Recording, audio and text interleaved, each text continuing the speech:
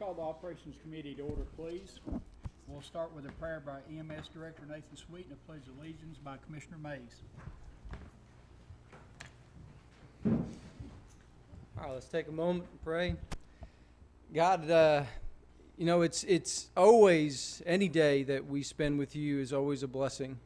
But to think about what we just remembered this past weekend, in my mind, had to be the most roller coaster of emotion moment that we could experience. On Friday, you were crucified. You were laid dead, lifeless in a tomb. Saturday, all the hopes and dreams and aspirations of you as the Messiah still laid in that tomb. And the apostles and the people that believed in you then were questioning what just happened. And then Sunday happened. The tomb was opened and you were restored to life to live again. And Monday just had to be the biggest celebration, thought of people that were walking alongside with you. And I'm going to continue to carry that. And I hope that every member in this room reflects on that, remembers that. And God, thank you for such a gift. I really, honestly, I don't think we could fully appreciate the gift that you gave us, but you gave it anyways. The love that you had for us, we could never give back. And you knew that, you know that still today. You still call us to love. You still call us to love you, to love others, to love ourselves. And God, I pray that you would impress upon everyone here that love. As they are working through the tasks that they've been assigned and that you have put people in positions to do things that you've called them to do, God, that they would do it with love. A love for you, a love for work, a love for accomplishments, a love for taking care of this community. God, this community that we've been assigned and we've been given, that we would be focused upon that. And we ask this all in Jesus' name. Amen. Please join me in the pledge of allegiance. Attention, salute, pledge. I pledge allegiance to the flag of the United States of America and to the republic for which it stands, one nation, under God, indivisible, with liberty and justice for all. Thank you. Next, we have the approval of agenda, and we have a couple additions. One is under the Law Director's report is the donation of the diver's equipment from the Sheriff's Department to the Rescue Squad. And then under new business, Commissioner Allen has a request to talk about updating the commission website.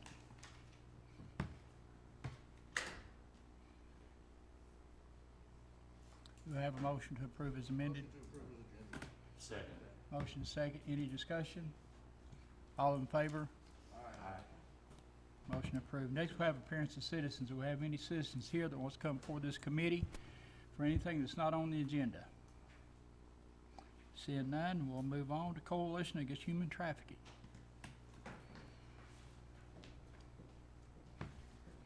Hi, everyone. Oh, I don't want to do that. My name is Brittany Thompson. I'm the Director of Adult Services at the Community Coalition Against Human Trafficking.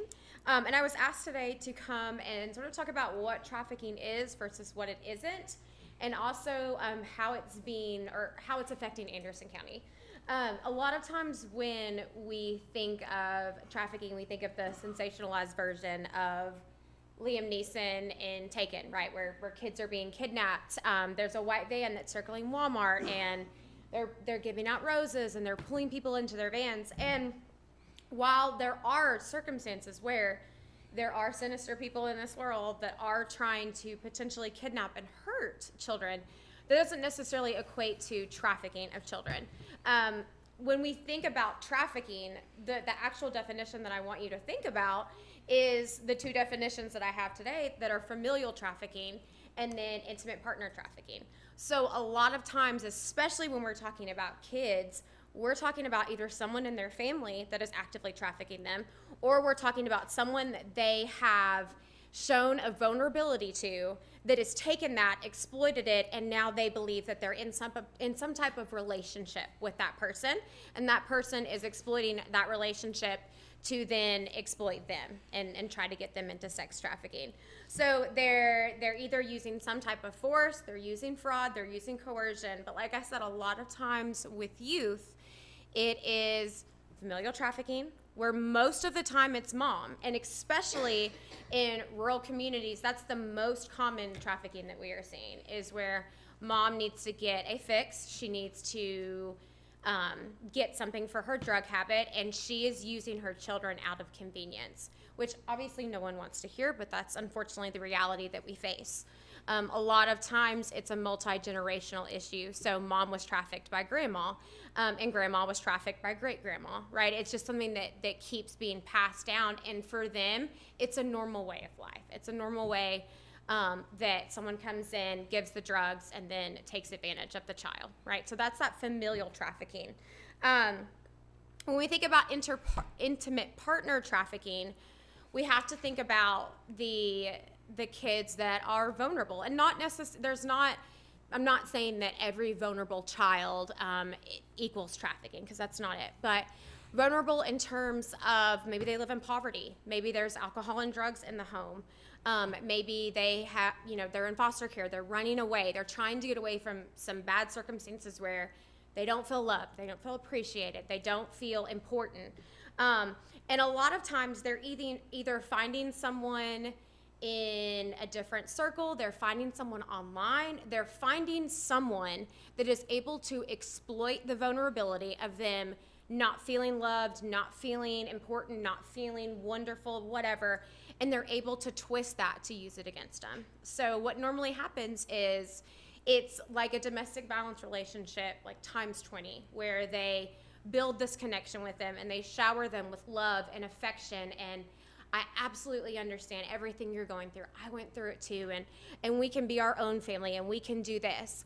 And once they've gotten them in, and they've really justified all of this love to them, then they start saying, okay, I did this for you, now you need to do this for me, right? And there's where that trafficking sort of comes in there. And even when you talk with young girls and young boys, they think they are just in a relationship, and this is part of the relationship.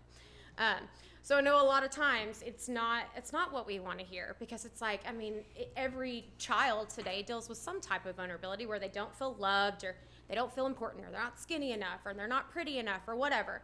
And they can go online, or they can meet other people in the community that are able to meet that need for them and then potentially exploit them in the end. They're targeted by traffickers, right? They are targeted for those vulnerabilities. I don't know, obviously, Ted Bundy is crazy.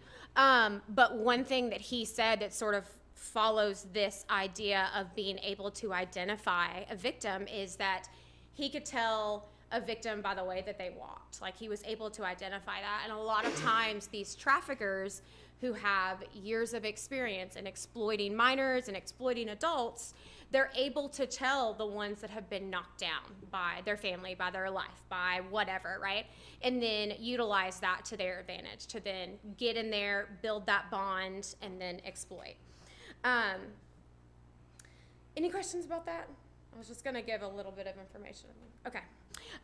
What I wanted to do too is talk about specifically what's happening in Anderson County. So far in 2023, so it's April. So far we have had 5 youth referrals. So since January till now, and 5 doesn't seem like a lot, but when we're thinking about 5 children under the age of 18 that are actively being exploited and referred to us by either law enforcement or Department of Children's Services, right? That's 5's a big number because we don't want any, right? Last year we had 407 referrals, and this is total out of our 33 counties, but 213 of them were youth. So we're actively working with DCS. We're actively working with any agency that's going to be able to connect us to these victims and these survivors, so we can then provide wraparound services. We provide therapy for kids and emerging adults. We provide advocacy, care coordination. We're just trying to basically get them out of that situation, get in the home, and try to help as much as we possibly can. One thing that I sort of wanted to close on, and I can answer any questions that you guys might have, Engage named Anderson County as one of the top 10 counties in Tennessee where vulnerabilities contribute to a high risk for trafficking. So I'm reading this straight off so I don't get anything wrong. Can you say it one more time? I'm sorry. Yes, I talk very fast. I apologize. Engage named Anderson County as one of the top 10 counties in Tennessee where vulnerabilities are, they contribute to a high risk for trafficking. So it does not necessarily mean that there is a high frequency of trafficking going on. It's just saying those vulnerabilities that I mentioned earlier, you know, poverty, running away, foster care, alcohol and drugs in the home, those vulnerabilities can contribute to that high risk of trafficking.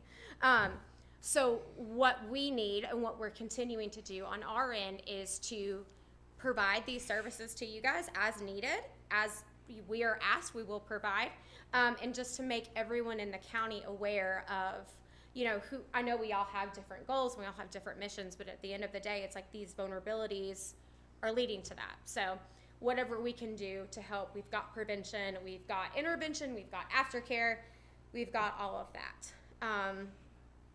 So yeah, just being equipped to respond. Can you tell us what Engage stands for? So I believe, I don't know the exact thing. It was actually just given to me before I left. I believe it is a human trafficking organization. I can find that out and let you know for sure.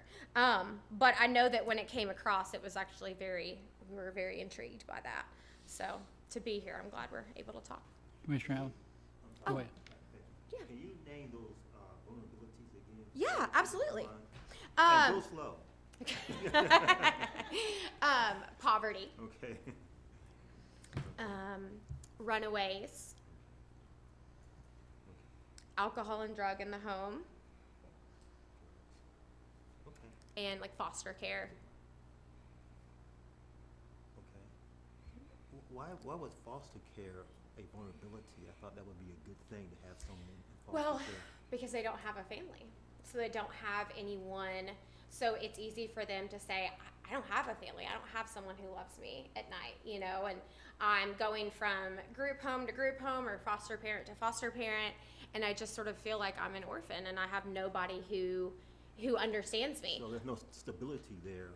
Yeah, so I mean, and not saying that, you know, there aren't Sure, yeah, times where it does exactly. happen in a stable home, but it's just that environment of someone being able to cling on to something that they can use against them. Commissioner Mays?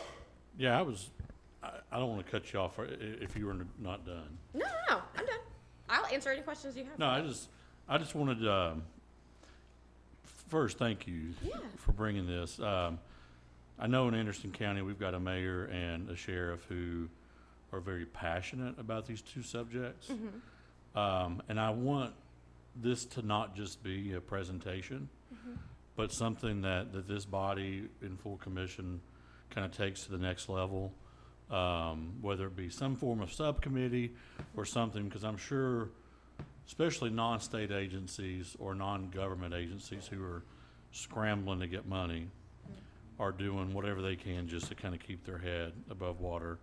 I would just like for this body to consider pushing to full commission, at the very least discussion about creating some type of task force or committee from the government perspective locally to kind of work on this issue. And if there's any dollar that's ever important that gets expended out of this county, it's something towards something like this. And so I would just ask that if, continue this discussion, but before she leaves and before tonight's over with, that we can push it up and actually start seeing what we can do as a body to not just hear the statistics, but maybe Yeah. do what we can to help. We work very closely with TBI, and gosh, in the past 2 or 3 months, we've done recovery operations with them. So recovery to try to get some of the runaways that are sort of on a list. But I know the TBI, one of their main goals is to have some type of like human trafficking task force. So I know if open to it, they would love to do that. So. Commissioner, one thing we could do is we could take and put this off to next month and put it on there. In the meantime, consult with the mayor, the law director, the DA, the sheriff, and let them know what we plan to do, because I can tell you, every commissioner that serves in this Anderson County Commission, children is one of the number one assets of this commission, of this county. Yeah. And they're all love and respect them and want to do anything they can for all of them. That goes for every commissioner. I would, So, if it's, I don't know if it requires a motion or whatever, but, I mean, I actually would, kind of goes against what I asked for in Rules Committee in terms of, reports from, chairs. But I'll make this exception.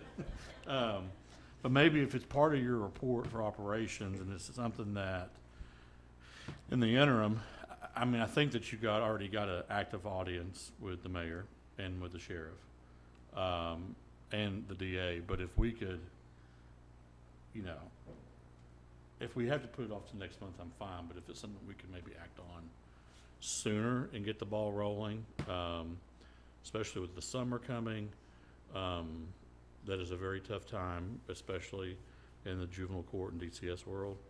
If that's something that we could, you know, do something this month, it would be great, but Mayor, are you prepared, or you want to, if we craft a motion? and and really for my thing is just, let's create this thing and then work on it. I Yeah. mean, I think it's a task force that probably, I would love for it to be abolished after a month, but it's probably something that would be an acting body for as long as it needs to be. So, So you want to craft a motion, send the full commission to create a, to create a task force? Yeah. And you include the mayor, the DA, law director, and the sheriff. yeah, and then other, obviously, community members. Exactly. Would- Okay, got a motion and a second, and of course, we can always amend this, full commission. And will you be coming back to full commission to do a presentation as well? I can't. Whatever you guys need from us, we'll do. What do you think? Yeah, that'd be great. That would be awesome. So this same time next month?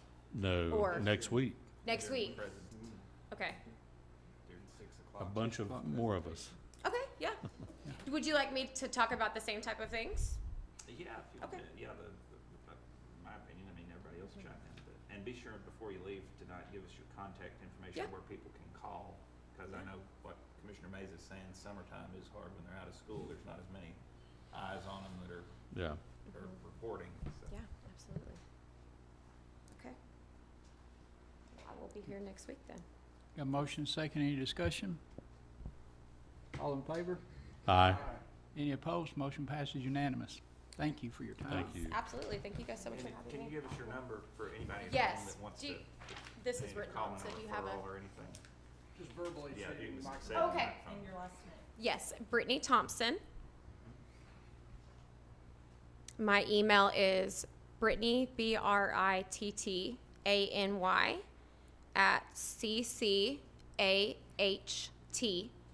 @ccaht.org. My phone number is 865-606-3138. 3138. Is that, if somebody needs, somebody at home has a referral or something, is that where? Yeah, as long as it's not, like emergency or Right. something like that, yeah. What's the emergency?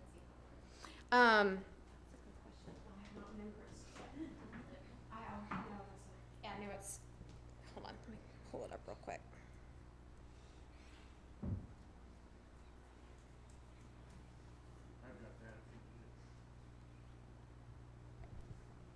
You got it. I'm looking at the website right now, so I can go ahead and. Oh, read it yeah, off. absolutely. I should know that. That's my hotline. It's I run that and I, 888-373-7888. that's the national one, which Right. will, honestly, they'll lead it to us. But if you want our general, like our 24/7 hotline for CCHT, it's 865-292-0285.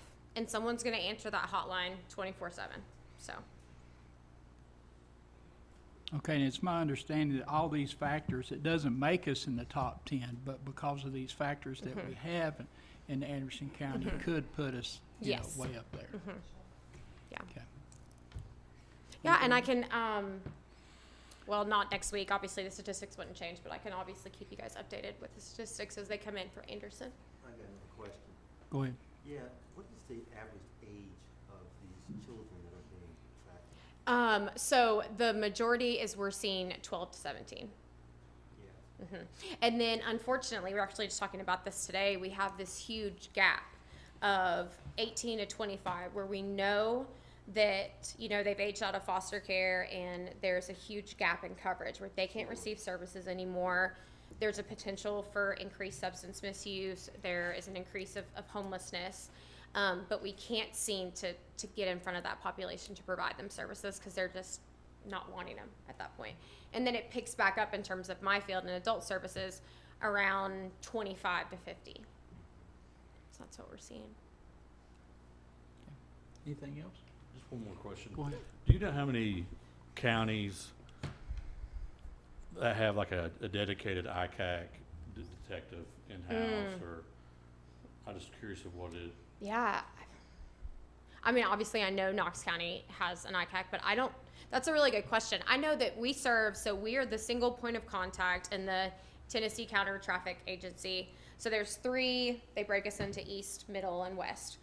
We are that one point for East Tennessee. So from Bristol to Chattanooga, we're gonna be that agency that's gonna field all the inquiries. I can definitely look into that and see if I can answer. and I know Sheriff Barker has someone, because a former detective, Daryl Slater, who was, and Jay can attest to this guy. I mean, this guy has saved more kids, and just the work he did and to be an ICAC, to have ICAC certification, and I mean, it is so strict to have that equipment in your facility.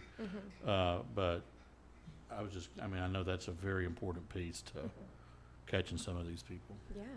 Well, we're gonna have we have a multidisciplinary team meeting on this Friday, actually.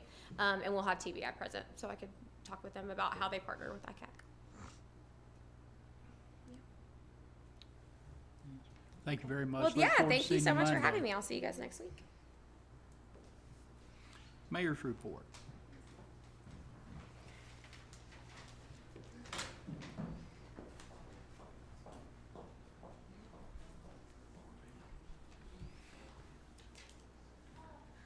We need to create like a little build out so we don't. Good evening, Commissioners. The first item on the agenda is I'm requesting approval of resolution number 2304-1084, authorizing Anderson County to apply for the fiscal year 2023-2024 Appalachian Regional Commission Partnerships for Power Implementation Grant. Director Sweet is here and is able to talk about this. I also want to share with you that I did take this to Budget Committee, and there was a lot of discussion there. Budget Committee referred the whole approval to Operations, requesting some clarifying language for the match portion. So what's in your agenda packet, I did do some clarification that it is a 50% match, and so we cleaned up that bottom. I'll hand that to you. Nathan, be sure to give that one to Commissioner Rivera. Yes.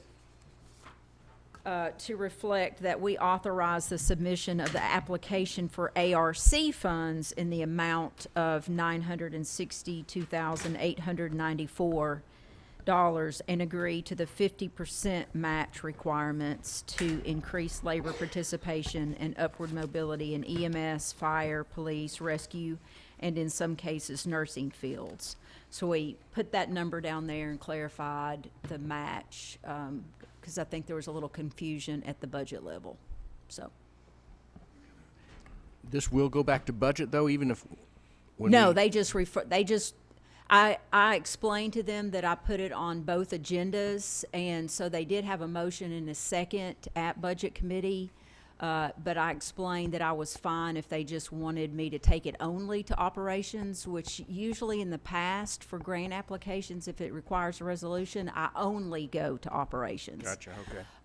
But because there was a financial component, I felt like I should be transparent with both committees and when there were multiple questions about the language, Commissioner Wandell asked that I just tighten that language up and bring it to operations. Okay, thanks. It was my impression that they were in favor of it. Okay. And Nathan's here if you want to ask any kind of questions about what we're talking about here. I know we have heard from the Sheriff's Department. We hear this from Volunteer Fire Department, which we're also going to talk about them today. Recruitment and retaining public safety personnel is one of the, largest challenges that we're all facing. And so this is a way to build upon actually what our EMS department is already successfully doing. And I think when some of you attended Nathan's open house where he walked through some of that, there were discussions about some of the programs where we actually pay the tuition for some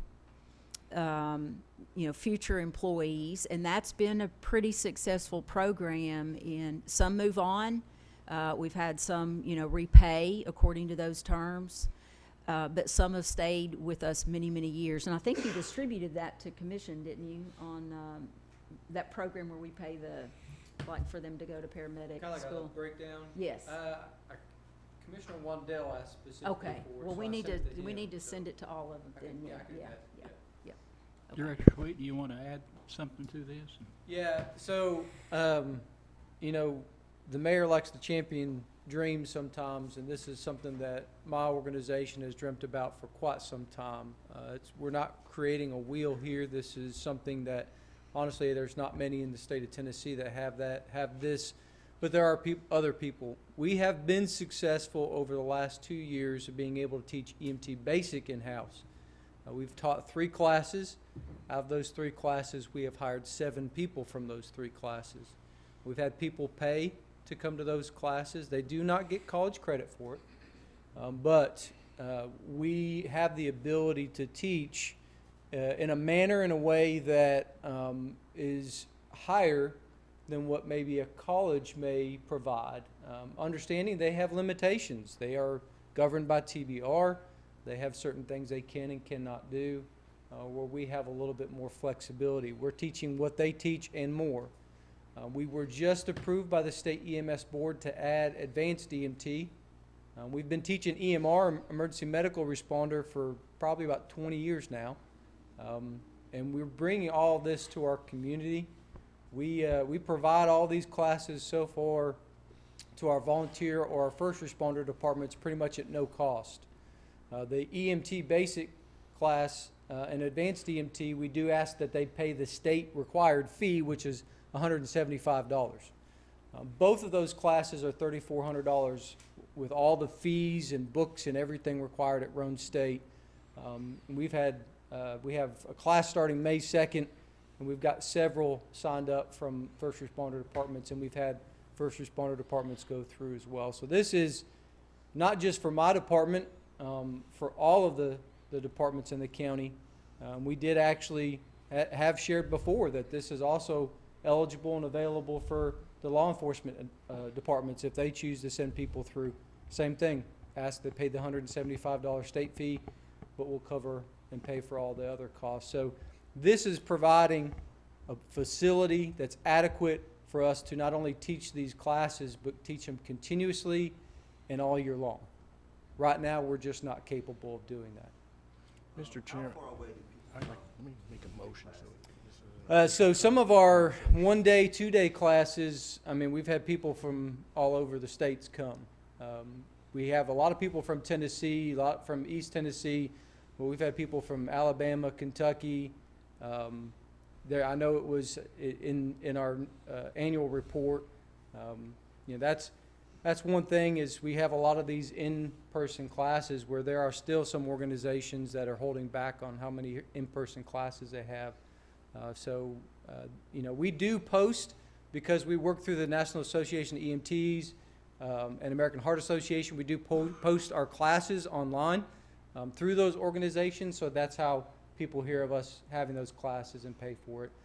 The EMT, we haven't really advertised yet.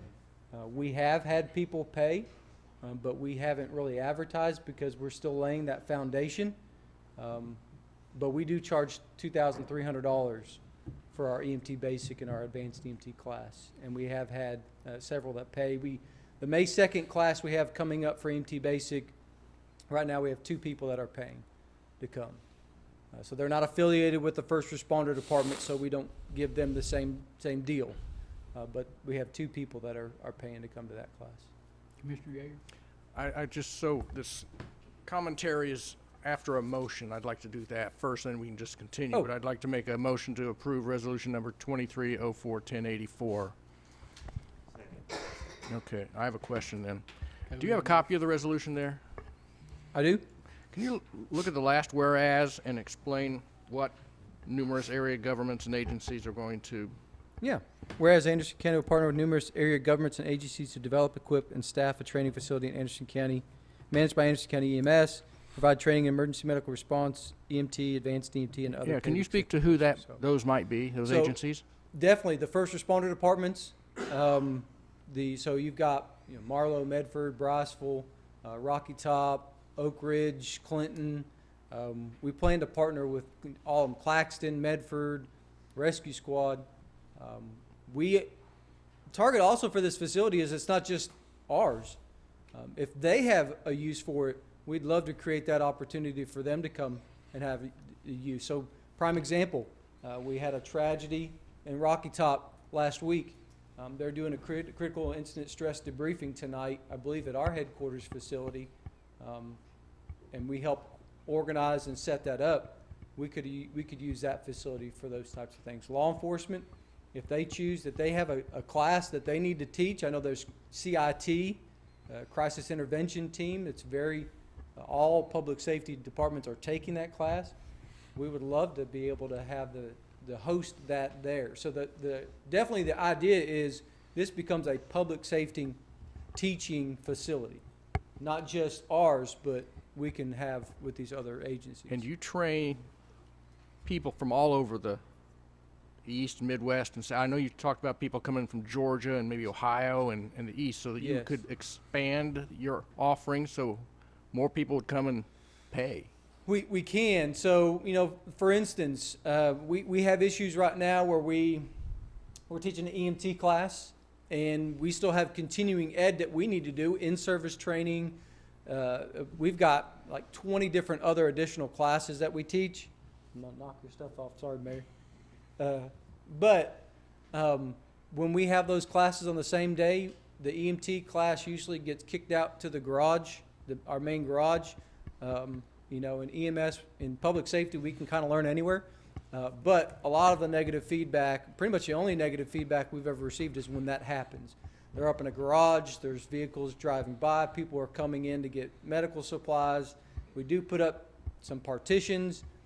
It's just not conducive for that type of a learning environment. So that creates some issues, so where we have to limit how we do these classes.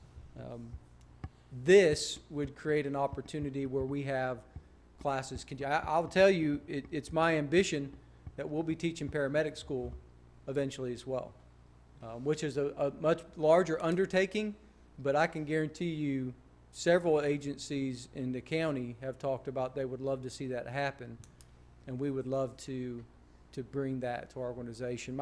My goal is any person could start their EMS career at our organization, no knowledge, no background, and go all the way to their whole career and get all the training that is necessary through the organization. They could develop that here. We can make it specific to our organization, our community. They learn from that. Where you're taking some national classes, it's driven by national, stuff that we may not see or encounter. But this is definitely that target. But we could teach more. Where will this be located? In Rocky Top. In Rocky Top? Yes, ma'am. And I see money, 50% match for staff. For Yes, how ma'am. many number of staff are you talking about? One full-time instructor. Okay. Because all my other staff that teaches now, they're going to continue teaching, but this would add a full-time instructor, Okay, and this would pay for part-time. So additional instructors to help with, the increased workload, that type of stuff. So only one full-time, and that would be a lead instructor, somebody that could take ownership of these classes. okay. Kind of Organizing lead stuff. and all that? Yes, All ma'am. right. And that's for 3 years, and then after that, we will? Yes, ma'am. Okay. All right. Commissioner Mays. Thank you, Mr. Chairman. Mayor, can you just kind of explain to everyone kind of how this grant process works and the availability of them often and things like So, that? this particular grant is the Power Grant, and it's for coal-impacted communities, so for the loss of jobs. And so that's why, the detrimental impacts, when the industry moves away. So this particular one we're looking at the Rocky Top area specifically, really for multiple reasons. One, they are right at the interstate, which makes it an accessible point for partnership with other counties as well. And we do see that, I know we're not in the business of doing things, taking care of Scott County or taking care of Campbell County, but in this particular industry, we see this even in law enforcement. A lot of the folks move from one county to the next, or they're driving in. They're kind of nomadic that way. So we do see benefit in also being a draw with these other counties. The other thing is Rocky Top, a lot of times, even at this level, in this committee, we've talked about tax incentives or abatements and how to attract.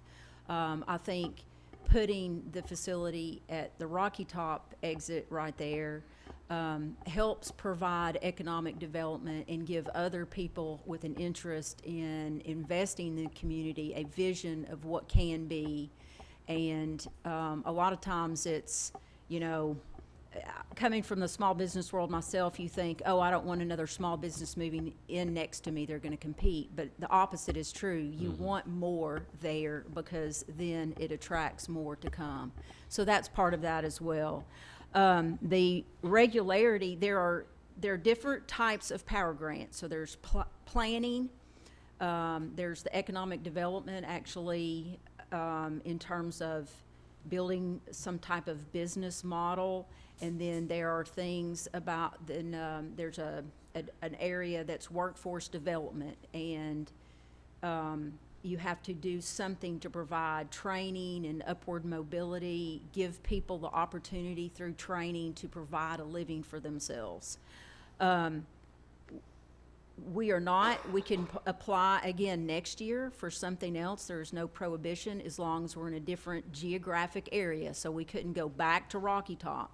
But with the impending closure of Bull Run Steam Plant, we could do something in the Claxton community, in that area of the county. When would we know about this grant application?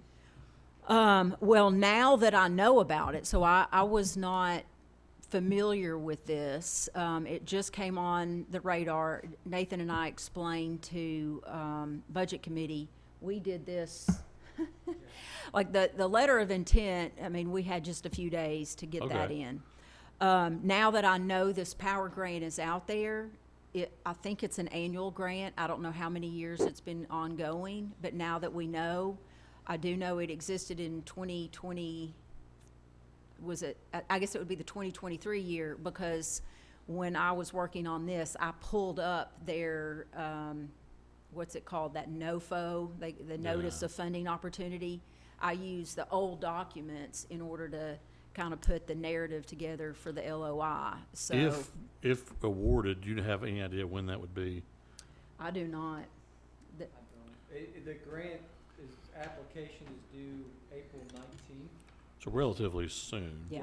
So I do not recall when they said that we would be noticed of either approved or denied. And so I'm just trying to fast forward, think, if approved, you guys would be ready to kind of start this venture into developing this possibly by calendar year end.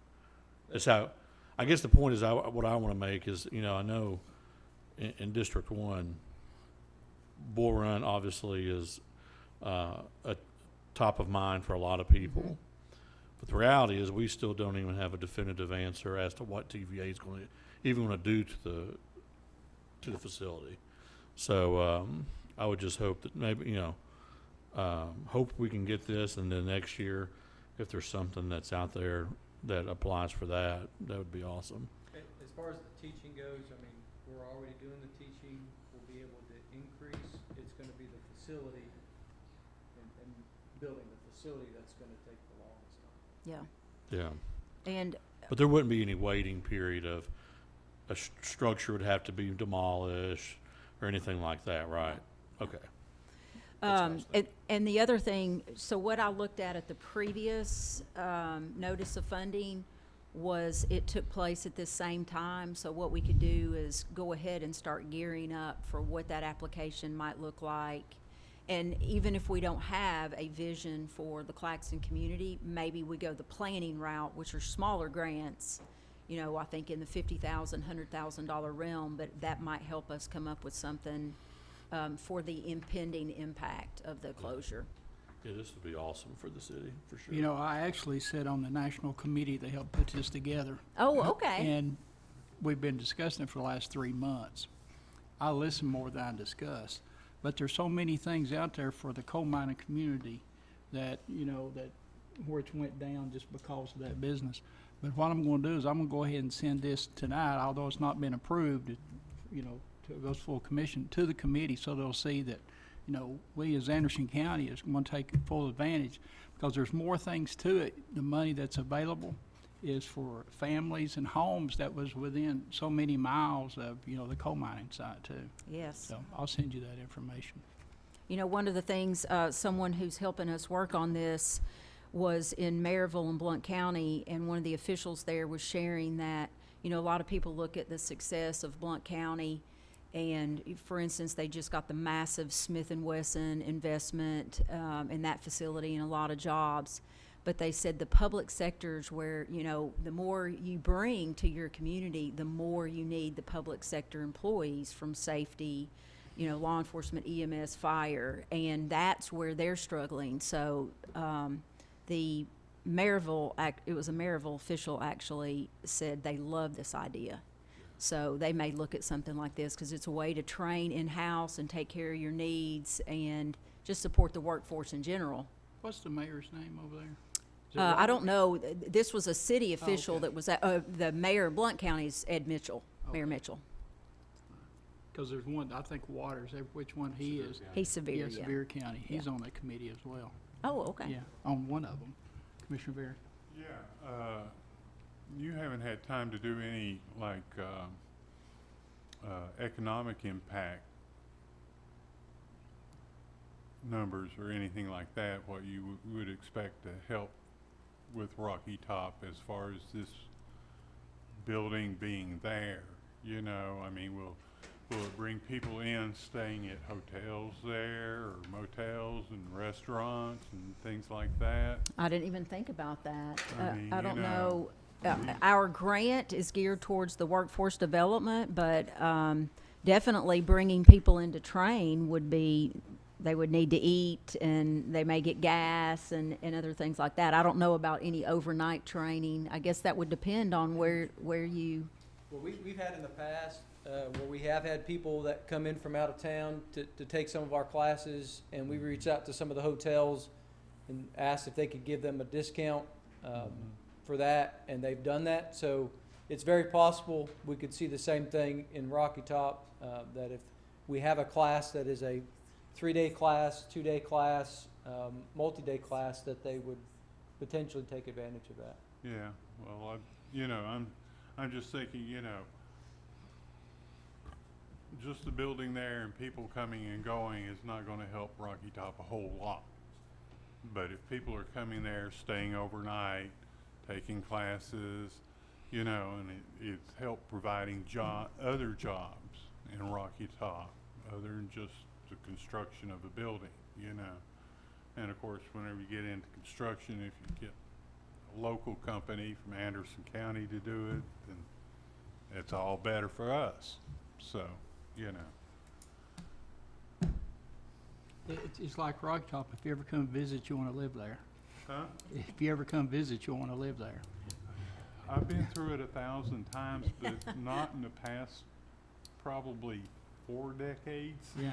Did a lot of traveling. It wasn't Mr. Rocky Yeager. Top back then, you know? The facility will be built on a piece of property that, who owns it? We have a delinquent tax property. Oh, okay. Yeah, Yes. Nice. Yep. Okay. just keeps getting better. Any other discussion? All in favor? Aye. Any opposed? Motion passes unanimous. Thank you, Mayor. Thank you. And Commissioners, I know we've got to go to full commission, but I really want to thank you for this one. This has been a dream of Nathan's, but it's just, I think it is something that you all, as commissioners, you need to number your, like the General Assembly's, the 109th. You need a number for yourself so you can really brag that this commission, of course, we got to get the grant funding too, so who knows, that may fail, but I appreciate you. Next was just an update. Sent this to Budget Committee for approval. They did approve, but I just kind of wanted to fill any, I know some of the operations members, this has been the body in the past where I've come a couple of times about the state of our Emergency Operations Center. If any of you all want to see the existing facility, I know we had a meeting over there one time. We were starting to kind of look at different county facilities. If you want to see our existing one and its subpar nature, I can take you on a tour of that. But I just wanted to let you know that we have a potential opportunity here where we could fund our county EOC portion with federal funds with a 25% local match. So that's a great opportunity if that comes to fruition with a federal, it's a FEMA grant. And if that funding gets put into the federal budget, then we do a full application through the state of Tennessee. The state of Tennessee has issued a letter of support for this particular project, but once it goes to the full application, they kind of take a little more ownership of looking at the project, and then they actually file the application for us. So TEMA does. And so I just wanted to give you a status update. I actually got to tour that building last week for the first time. I think Miss Uten needed me to sign some stuff, and I'd always heard you say it was bad, but I didn't. You didn't really believe me? I believed you, but I didn't realize just how bad until she showed me around, and Yeah, that would be great yes. if we can. When you look at all of the resources Anderson County has and the industries, Y-12, all the different areas where we have opportunity for, you know, knock on wood, it doesn't happen, but emergencies, and then that's our operations center. It's not a good thing. Yeah. Commissioner Mays? Yeah, I would encourage we always get, seems like when there's all kinds of studies, we get compared to Putnam County is a very common. Putnam County is a client of mine, and so when I went there, it's so much better. I mean, their EOC is just remarkable, and then ours, and talking to the EMA director there, and the threat of emergency here compared to, and I'm not minimizing what happens in Putnam County, but they're not surrounded by the dam, the plants and what have you. I would like to, I would like for this to be a huge priority for us. So thank you for. Absolutely. Thank you. Thank you all. The next item on the agenda, there is a grant opportunity for the State of Tennessee Length of Service Award Program. And I just wanted to, I've mentioned this before at commission. I was coming back. We have some time for you all to think about this. But I want to hand out, I just printed off a couple more slides that I found for you that I did not include in the packet because I didn't have them when I submitted the agenda. Let me give you this whole stack here.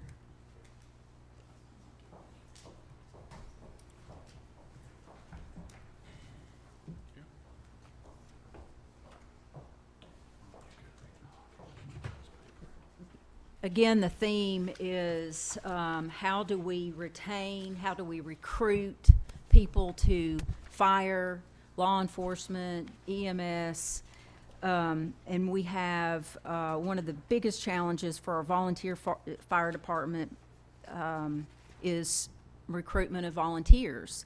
And so this particular program was authorized by the state legislature, and it allows the Treasury Department to create an investment fund that would be funded by the sponsoring entity, that would be us, where we could make contributions to volunteer firefighters. And the minimum contribution is $200 per firefighter.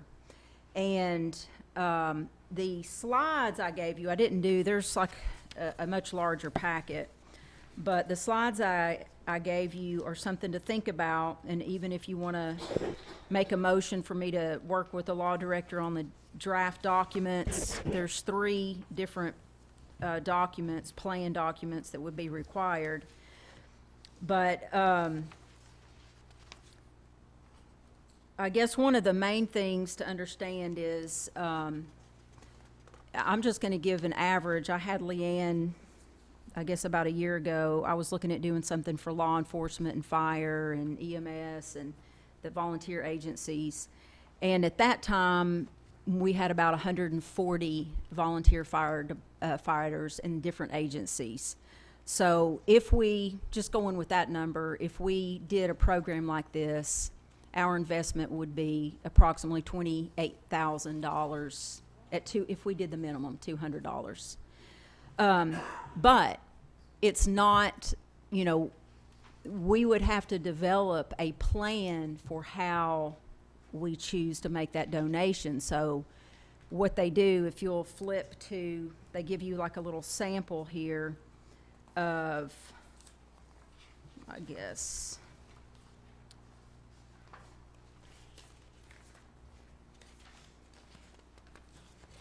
there's a page that says example point system. Yes. So what this is just, you know, from the state of Tennessee saying something you could set up. The volunteer must earn 50 points in a calendar year. Then they get points for training, drills, mandatory meeting attendance, up to 25 points per year.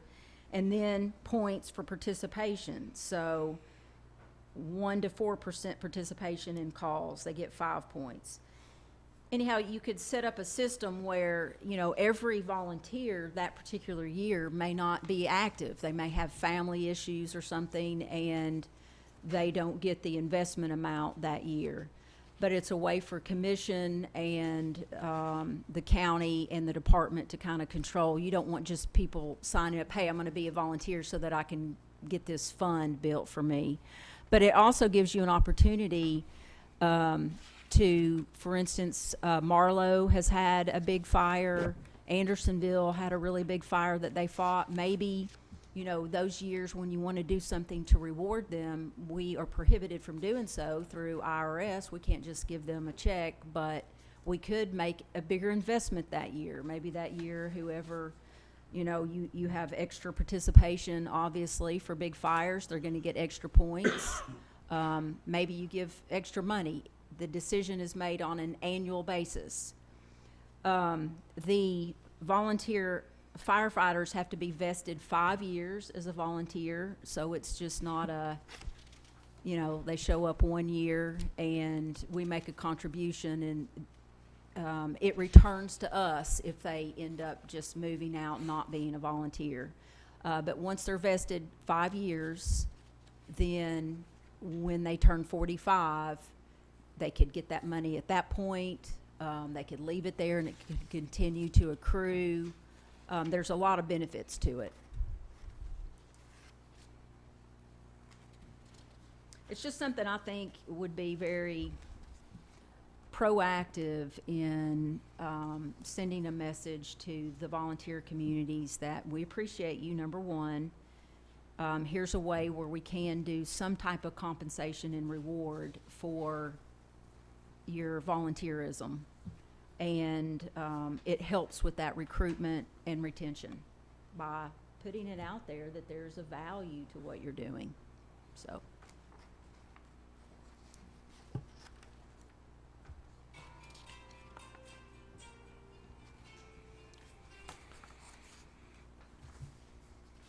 I think it's a really good program that keeps people engaged in that process, and hopefully they'll stay around and continue to volunteer. Yeah. Did you need a motion to work on that, Mayor, with? Well, if Mayor it's Frank? something you all are interested in, there are, on the last page, you'll note there's legal documents. So there's a plan document, a participation agreement, a trust agreement, and,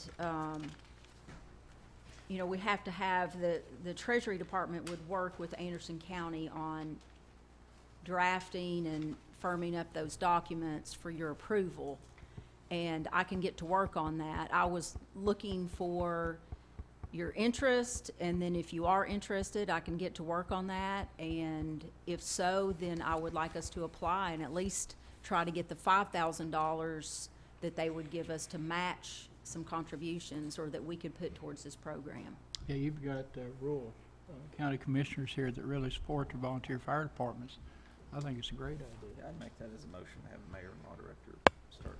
I'll second that. Start working on it? Got a motion and a second. Mayor, real quick, Yes, so the volunteer agency would be in charge of keeping up with those hours and then report them to whoever in the county. yes. Is there any thought process on some volunteers who who've put in a lot of time already? For an example, there's a gentleman in Claxton that worked on a fire in my neighborhood. He's been doing it for a long, long time. I'd be curious if there's a mechanism in place to maybe the initial investment for that individual maybe be a little more who've put in the long Yeah. long time of service versus the ones who are fairly new, to kind of reward those folks for doing it when there really wasn't an incentive. I think that's a great point, and I can talk with Treasury about the, you know, how much we can, they just put that plan in as an example, but I certainly could see there being some type of points for years of service. Yeah. To your point, and then they already, you know, they're gonna get some extra points. But I think you're asking about additional funds. I don't know. Let me ask on that. Yeah, so if we settle on 200, Yeah, but as the initial investment, someone that's been there for 25 years, active, if we maybe do a little more for them. Just a thought. yeah, I will absolutely look into that. All right, thank you. Certainly do that on our own. The state program starts upon passage, but we would certainly recognize them on our own. They could accrue points through this after. Sounds good. Thank you. Commissioner Palmer? Mayor? so Yes, ma'am. In this, this point system, who's gonna manage all of this, all of the details? That's what you're gonna work out and bring Yes. to us eventually, so. I'll bring some drafts to you, and I think we would, I'll talk to the state, but, I don't know. I would think we would need to talk with the volunteer agencies as well. I know, you know, get their input on what they think makes sense for a point rating system, because they're gonna be the ones to kind of tabulate this and keep an eye on it, so. Okay. Yeah, So I'll we're have to not work on that. talking about like hiring staff? No, or oh, anything no, like that? no, Okay. no, no. Okay. In fact, I think in their the full presentation, the Treasury Department says they actually will help us and, you know, do filling out the paperwork. I think they even put a number of hours estimated on an annual basis that it may take us. I think it's like a once a Okay. year, just a few Okay. hours, so, yeah. Has the fire commission even seen this yet?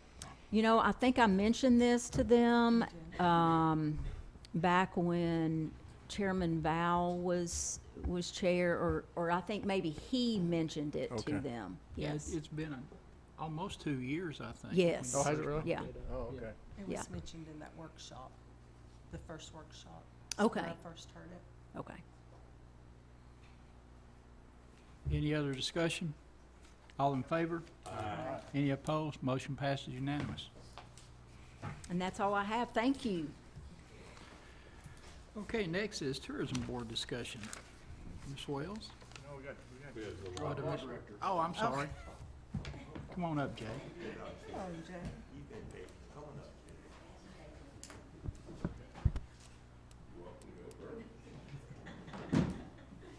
All right, thank you so much, Mr. Chairman, members of the Operations Committee. I've got a couple things for you to consider. The first thing is the amendment to the Wild Turkey Federation Youth Hunt. It was scheduled for Saturday, and the weather was too bad, so they'd like to move it to the 29th. This is a resolution that changes it to the 29th. The Veterans Turkey Hunt will remain the same. That'll be May 20th. It's for your approval. So So moved. moved. Second. Any discussion? All in favor? Aye. Motion passes unanimous. Thank you. The next item I have for you is the Rocky Top Dispatching Agreement. This is a memorandum of understanding between the Sheriff's Office and Rocky Top. We'll be taking over full-time all their dispatching services for the city up there in return for $45,000. Need your approval on that. Mr. Chairman, would it be appropriate to approve these as a group? Or would you prefer them to be singled out? There's just a single amount. There's two of them. There's just Yeah. two. Okay. Yeah. So move, Mr. Chairman, on the Rocky Top. A motion and a second, seconded by Commissioner Allen. Any discussion? How were these numbers come up with? Calls for service. Okay. I figured you'd ask that after you look at Norris. But you're ahead of me, Phil. You're All right. smart. No, it's strictly calls for service, and there's a set-off in Norris. They're going to do, they have a lot of TVA check-ins they've got to do, and they're going to continue to do those. They don't need dispatch help for those. But Okay. Norris is fairly quiet. Any other discussion? All in favor? Aye. Any opposed? Motion passes unanimous. Thank you. The next one's for Norris. We'll be taking over all the dispatching services for the city of Norris. It's only $5,000. Again, as I said, that's based on the amount of calls that are coming in, and also the fact they're going to be picking up some of their normal security functions for TVA, the area checks and things like that. They don't need to dispatch those, so they won't need our services on that. Motion by Commissioner Anderson and seconded by Commissioner Allen. All in favor? Aye. Any opposed? Motion passes unanimous. Thank you all. The next one I have is the cost-sharing agreement for state tax appeals. And I'll tell you what's going on here. The cities donate, depending on their population or their actual assessments, an audit fund amount. And that, I think Oak Ridge is the highest in our county. But when we get outside the local Board of Equalization to the state level, that's the Assessment Appeals Commission, the State Board of Equalization, you end up playing the dueling expert thing. So we have to get, first of all, we have to get an appraisal on these properties. That takes somebody that is licensed to do and is not only done that, but has testified before the Board of Equalization, the Assessment Appeals Commission. There's also other experts, and there's also experts in specific legal fields of taxation. We've had to go out and hire some of these at the request of some of the cities, or one in particular is Oak Ridge. There's a case going on down there. We've got almost $40,000 in expert fees there, in appraisal fees, experts, and outside legal expenses to Bobby Lee. He used to be the Comptroller's General Counsel that's helping Johnny with this case. A lot of times it's not driven by our assessor of property, it's driven by the city. They don't want to settle for fear of losing that tax revenue. Lord, I'm getting tangled up. But they want to keep pushing this and pushing it. You know, we've been through it before on the county side with Toyota, and I handled all that, but it goes up and down, up and down, and up and down. Well, we get stuck with the cost of this. And so what this cost-sharing agreement does is once you get that threshold level of the audit figure, anything above that is split 50-50. The the county, and the municipality. And here, this one's specifically for Oak Ridge. It doesn't affect anything that I may do on the case. We don't charge for my work on the case. It's just when we have to go out and hire experts in the field, appraisers, specific legal advisors, and tax advisors. We've had to hire all these people in the past to handle some of these complex cases. So this will put 50% of that extra load on Oak Ridge, and we'll pick up 50%. But any questions about this? Commissioner Barron?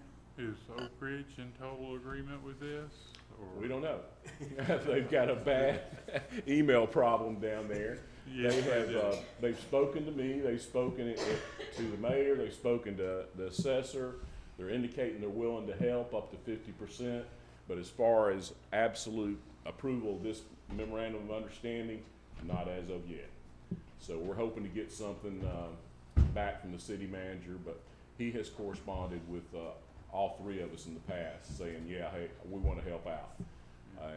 But I'll let you know if there's any edits prior to county commission. Hopefully we can get it through. Dr. Watson is leaving in May, and he's the one that's been the chief negotiator for them. And he's the one that's been offering to help us on a 50-50 basis. So you're just making us aware of this? No, I need approval of the MOU. We have a motion yet? I'll make a motion to approve. Motion by Commissioner Yeager, seconded by Commissioner Allen. Discussion. All in favor? Aye. Any opposed? Motion passes. I just want to tell you, it's a Unanimous. 5-year agreement with an option to renew. We'll see how this goes, and the parties, both the county and the city, can cancel it with 60 days notice to the other side. The last thing I have for you is a resolution authorizing the donation of surplus Anderson County Sheriff's diving equipment to the rescue squad. We've got some surplus diving equipment, 2 sets of diving coveralls, 14 life jackets, underwater camera system, 1 flotation cushion, 3 sets of diving fins, 5 diving suits, various sizes, a sonar scanner that are no longer needed by the sheriff's office. The rescue squad is doing that underwater rescue component for the county now, and they're willing to accept this on donation basis. So moved, Mr. Chairman. A motion by Commissioner May, seconded by Commissioner Allen. Any discussion? All in favor? Aye. Any opposed? Motion passes unanimous. That's all I have for you tonight. Any questions on any of these or any other topic? Okay, you want me to try to get together an agreement on the human trafficking? And I'll leave some of the blank as for the membership, but I do think you're on the right track with the mayor, the sheriff, the DA, maybe the Child Advocacy Center, maybe DCS. Think about that. I'll start. If anybody's got any ideas on the membership composition, shoot me an email, and then we'll hash it out at county commission. But I can tell this is an issue that you're very strongly supportive of, and I'd like to get it knocked out as soon as possible, possibly next Monday.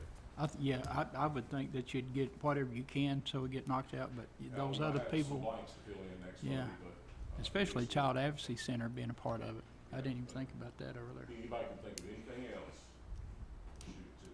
Thank you so much. Thank you. Next is Tourism Board. Does anybody need a break? Yeah. Let's take a 5-minute break. Okay, I do too.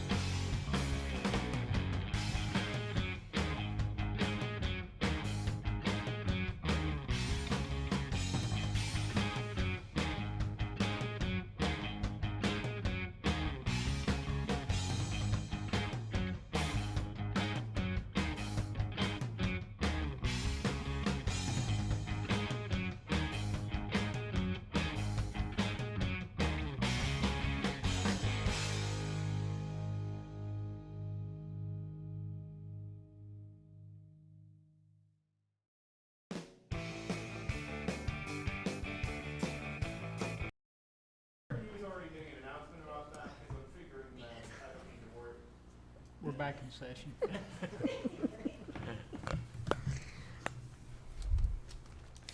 Good evening.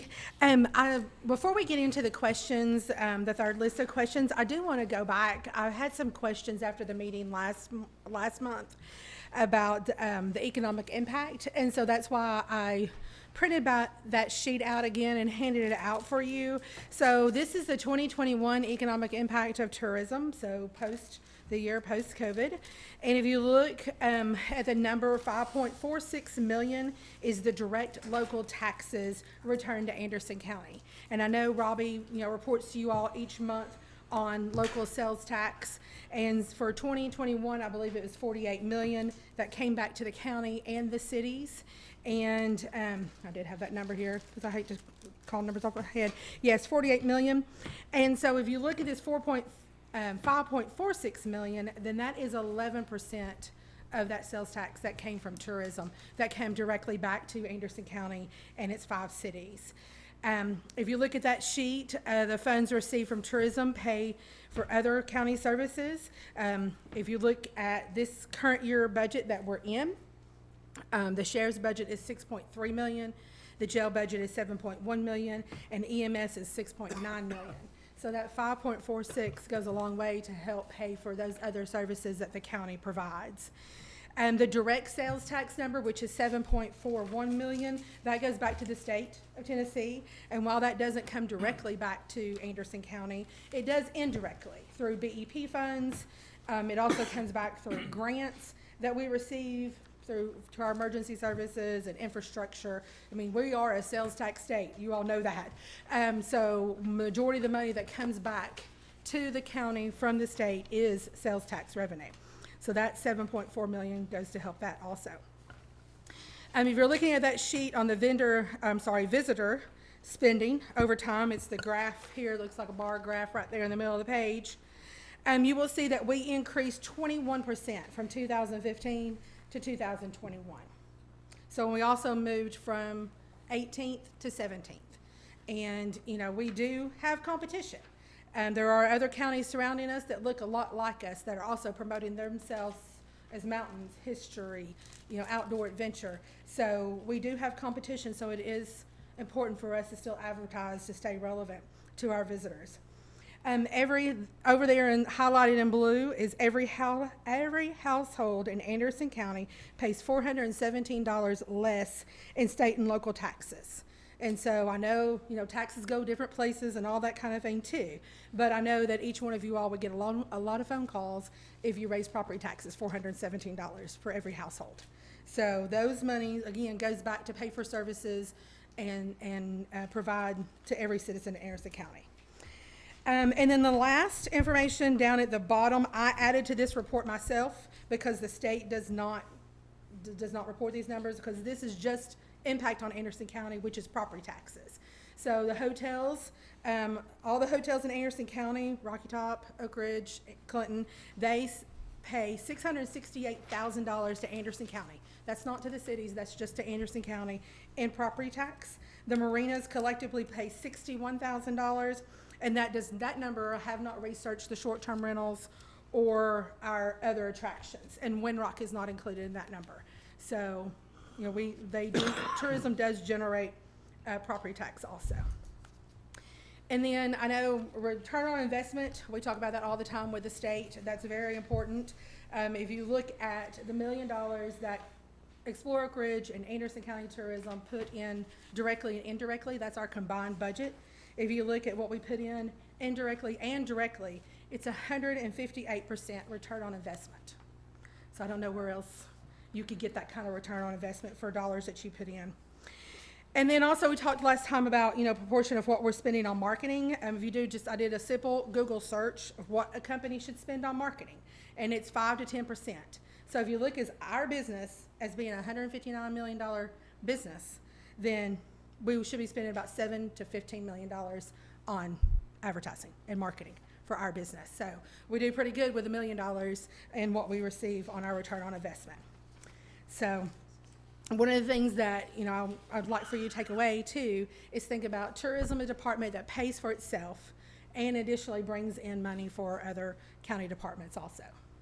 So The first question was talking about, Before Can we, go- yeah, I have Yeah. just a quick Yep. question.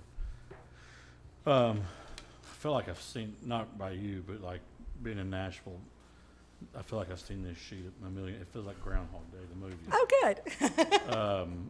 I do have a question, well, some I questions. don't have the question. Hold on a second.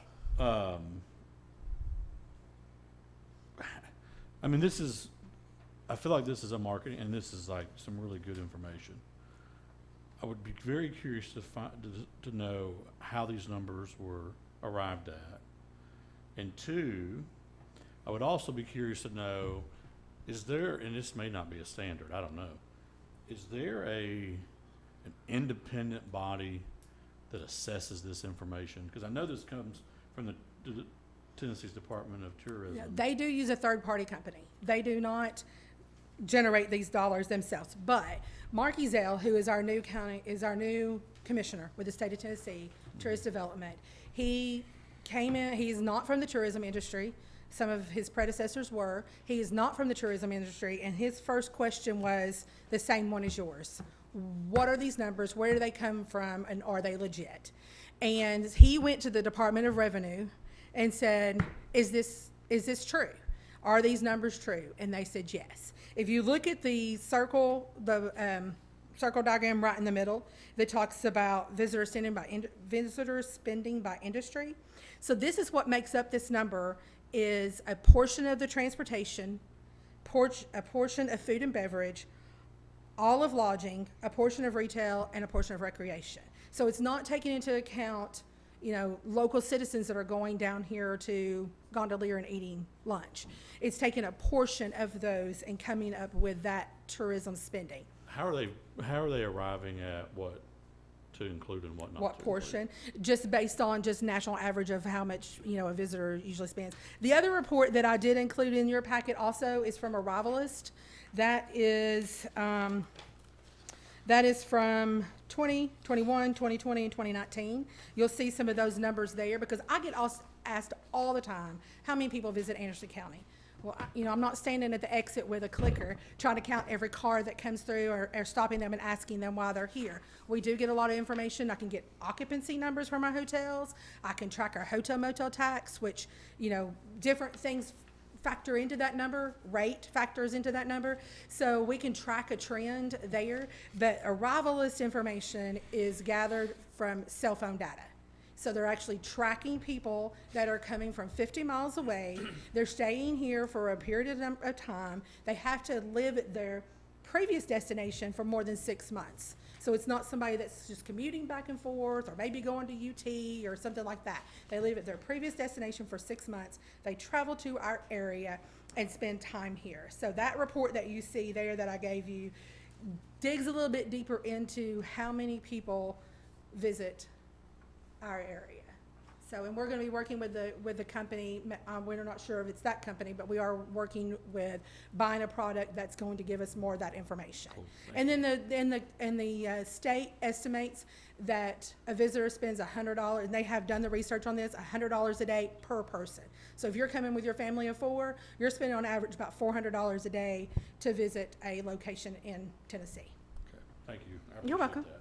No, we get that question all the time, and the same thing, you know, a lot of things aren't in this number, like the property tax and some of the other things that factor into economic impact, but that is a third party that does this report, and it has their name down there at the bottom, and it is confirmed by the Department of Revenue with the state. Thank you. In the tourism board meeting last week, we talked about, or you talked about having some new, maybe software. Yes. And partnering with Oak Ridge. Yes. And it will actually track who comes here for tourism. right? Yes, that is the Arrivalist information that I'm talking about. It'll also track if, again, by cell phone tracking, that if we are their final destination or their stopover. So we have a Sounds lot of scary. snowbirds that do it. It is scary. It does sound scary to me. It is scary, but if you allow an app, any app, it doesn't have to be Google Maps, it can be any app to track your location, this is what's happening. Yeah. And we don't know that it's Commissioner Isabel, that's traveled to a certain state and how long they've been there. It's not giving us specifics on those people. But we can narrow it down, and we can also look at the duration of their visit and when they visited. For example, if there's the Secret City Festival, we can see who came to the AK Bissell Park on that weekend, where they came from, how long they were here, and those kind of things, so.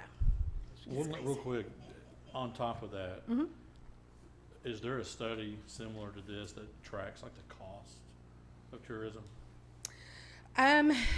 No, I mean, what do you mean, like the So, economic? I mean, just the obvious cost being, you know, law enforcement, public safety, you know, all of that in that umbrella, whether it be sanitation, just some of those indirect costs that we may not think of. Right. Well, and one of the things, like I said, you know, each of our cities are paying each of our cities are paying property taxes. That helps to go and pay for some of those services, just like any other business. No, I agree with that. What I'm saying is anytime there's, you know, anytime that we have something like this, there's obviously indirect costs. Yes. So if yes. tourism didn't exist, we wouldn't have this, but it does exist. Right. And so we're getting people to come to us, Right. right? So Right. what is that costing us in return? Well, one of the things that when these questions came out, some of it mentioned fire, police, those kind of things. So I contacted our fire department and our Oak Ridge and our city fire department, because that's where our hotels are. So to look at who responds, I was looking at who responds to those hotels, how many times a year. And so from 2022, 2021, and 2020, 3 years, this is the city of Clinton. They responded to a hotel at the Interstate Exchange 34 times combined in those 3 years. And I'm sorry, those were fire related. Police responded 69 times in those 3 years total. And then looking at the city of Oak Ridge, 2021, they had 228 calls out of 33,000 calls, which is about 6.6%. And then in 2022, they had 158 to hotels, which out of 30,590 calls, and which is a 0.5%. There were a total of 45 arrests in those 2 years. I would So- be curious to know though, just, and I'm not really playing devil's advocate, but just as they measure someone going to J.C. Park to shoot basketball, that may be a tourist during some downtime, would be no different to me than someone getting T-boned right there on Buffalo and Charles Severs. So not necessarily an impact at the specific hotels or campgrounds or anything like that, but for an example, one of the most horrific crashes I have ever seen were tourists from Ohio at the corner of Edgemore and Old Emory. I was just, I mean, that, and it was, I mean, Sure. wreck aside, there was a lot of resources at that wreck. Right. I'm just curious if there's somewhere out there that assesses those kind of numbers as well, not just going to the hotels. Yeah, not that I'm aware of. I mean, I'm just trying to look at, I gathered that information because I was curious too. I mean, we've seen Clinton PD respond to the hotel behind us. They've come to our office before. So I was just really curious as to what those numbers are. Because if you don't know, you don't know. Gotcha. I mean, I was pleased to find that they were low.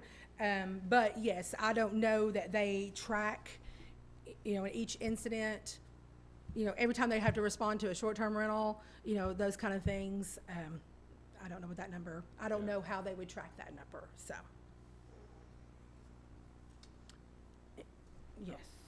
I would almost think maybe that's something we would need to research with TDOT or something, since they've got the signs where you can see the total number of traffic-related accidents or deaths or something on the interstate.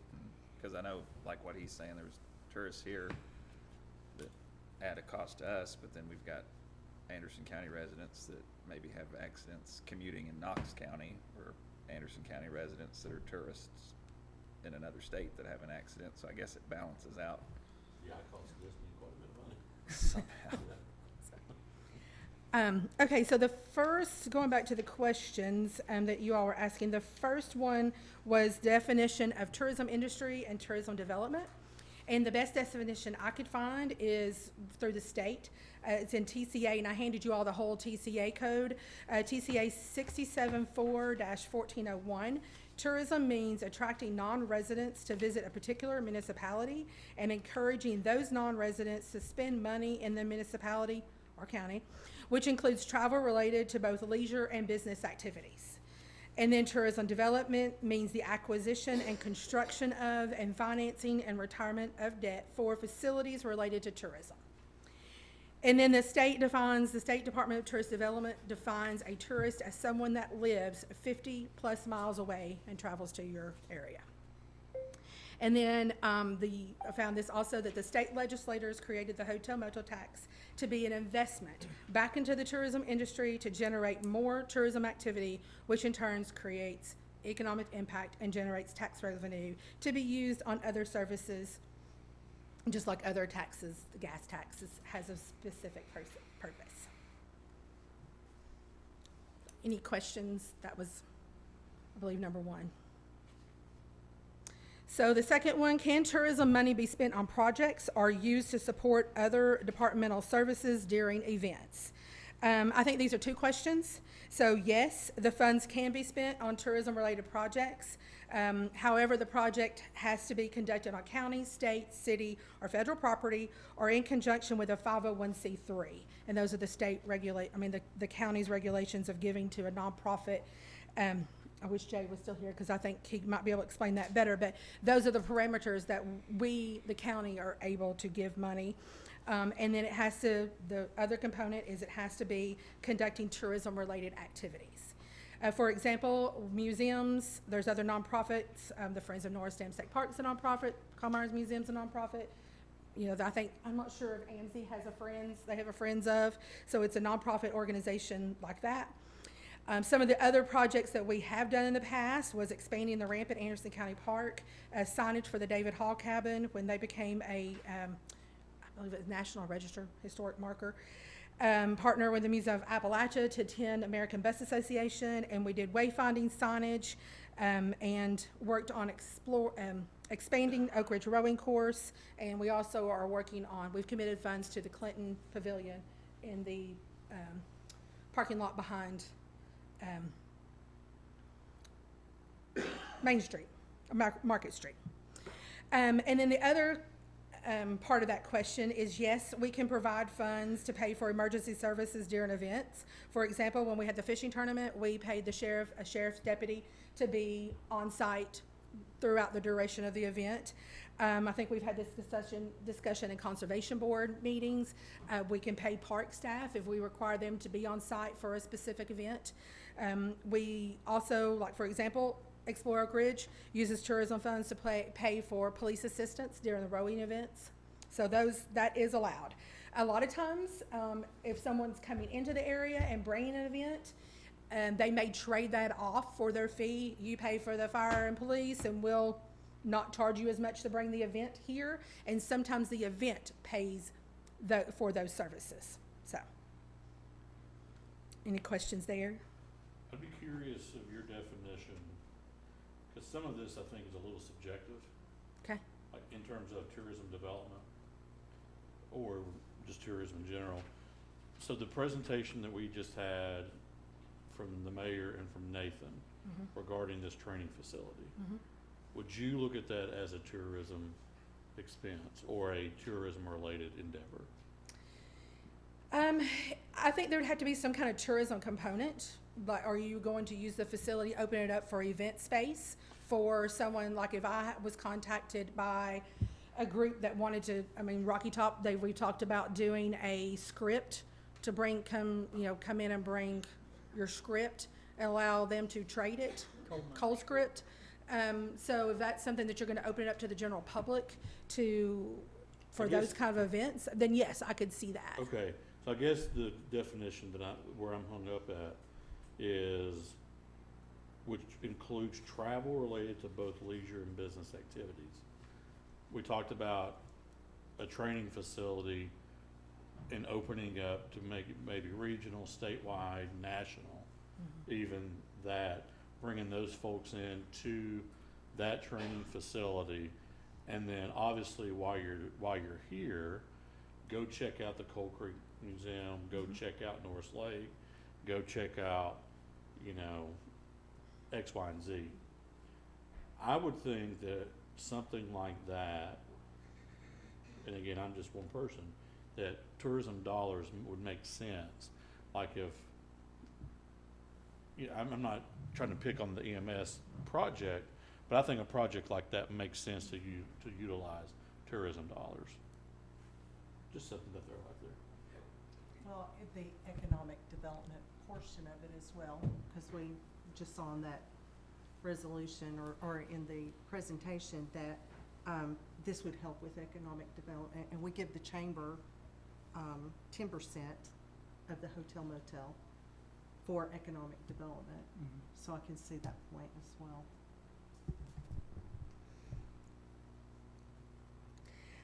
Another question there is the next question is, how is the hotel motel tax divided among cities and counties, and then Anderson County budget methodology?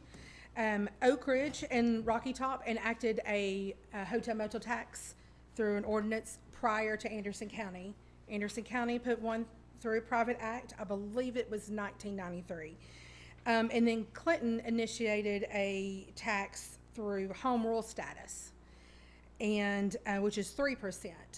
And then Oliver Springs enacted a hotel motel tax through an exception to the TCA, to the original TCA. That TCA has since been amended because it was deemed unconstitutional to have all of those exceptions. So they amended it to what you have in your hands. So that takes out, it allows for duplication of taxes. So you can have a city and a county both taxing up to a maximum of 4% each. Ask a question, Mr. Chairman. Have you seen, just with meeting with other tourism directors or other counties, have you encountered kind of some examples where a county maybe tries to stretch to say something's economic development or development and spend money, tourism money for something, and then the comptroller comes back on them, or they get an audit finding? I don't know of anything off the top of my head. I know that when I submit a PO to finance, I have to be very specific and justify how this relates to tourism and how it relates to tourism promotion and what what the project is. So, I mean, I can reach out and ask if there's been any situation, but I just know internally the controls that are internal through our auditors are, how does this relate to tourism? Justify that. And I mean, if I was to say promote with Explore Oak Ridge, they want to know what you're promoting, when you're promoting it, you know, specifics. And a lot of times we have to attach what we call a tear out sheet to prove that we actually did that project, did that marketing project or promotion. So. Thank you. If you do look at the current legislation, 67-4-1414 addresses the taxes that were in existence prior to July 1st, 2021, and then the rest of the code is what has been amended. The tourism bylaws address Anderson County's budget process. If you look in section 6E, it states the executive director will prepare for the council a budget each fiscal year showing the estimated revenues and expenditures of the council for the ensuing year. This will be submitted to the board of directors for confirmation at the January meeting. Upon confirmation, the executive director will present the proposed budget to the county commission. Funding levels currently stand at 90% of the county's annual hotel tax receipts. The bylaws also state that if we transfer funds from our fund balance, that also requires the Tourism Council's approval and county commission's approval. It's the next question that y'all had was 10% of hotel motel tax goes to the Chamber for Economic Development. Are there other areas of economic development that some of the hotel motel tax money can go to? We touched on that a little bit. Currently, funds are going to other economic development related projects. Today, I just ordered picnic tables and fire rings and the grills for our expansion at Anderson County Park. I know we spent some money on trails. Like I said before, we've done projects with wayfinding signage, historical markers. We are also allocating funds for next year for for those projects. The Private Act allocates the funds, and if the Private Act is changed, we talked about this before, then the current legislation will come into play at that point. So. Any questions? Okay. Can tourism be billed for services, litter pickup, EMS, first responders? And I think we did already cover that also.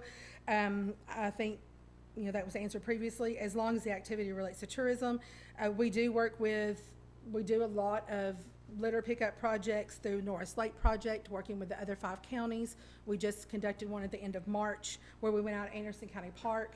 Solid Waste Department helped us, and the park staff also helped us conduct that. We had about 36 volunteers show up that morning.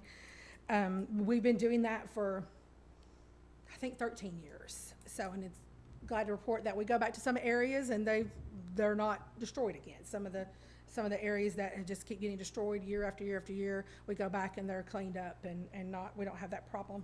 Right now, our major problem on the lake is picking up styrofoam blocks that come loose. Any other questions there? Okay, what is Commission's role as oversight of tourism? Should department fall under the mayor's purview? And what is the mayor's, as manager of county, involvement in tourism?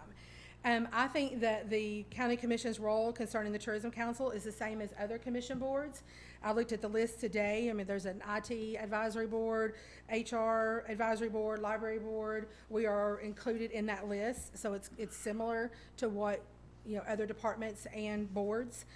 Commission is a legislative body of county government, and as such sets the laws through resolution, approves budget, sets policy.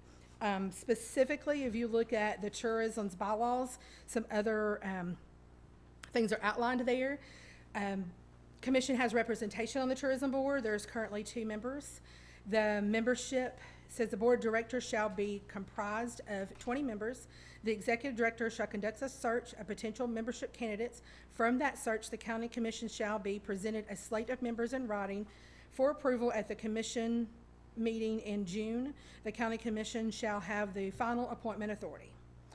And then also appropriate funds and approve physical budget during the budget process. Also from their bylaws, it states the executive director will prepare for the council a budget each fiscal year showing the estimated revenues and expenditures of the council for the ensuing year. This will be submitted to the board of directors for confirmation at the January meeting. Upon confirmation, the executive director will present the proposed budget to the county commission for funding. Funding levels currently stand at 90% of the county's annual hotel tax receipts. You also approve, like I said before, approve transfers and fund balance from fund balance. You receive quarterly reports, approve hiring of the executive director. It says in the bylaws, the Anderson County Tourism Council Board of Directors has the authority to screen and recommend the hiring and termination of an executive director to the county commission for approval. Upon selection, the executive director shall execute the functions, operations, and purposes of the council. The board of directors and county commissions shall delegate to the executive director all authority and responsibilities necessary to properly administer the business of the council within the goals and objectives agreed upon by the board of directors and the executive director. The executive director shall have full charge of the council offices and all the employees, including authority to employ and terminate employment of council employees. And the mayor serves as a member on the board also, the Tourism Council.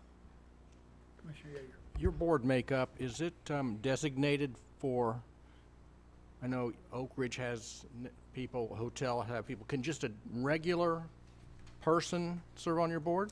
Not at this time. And all of the appointments are by category. So we have marinas, the state parks or parks, hotels. All 3 chambers have a representative on the board.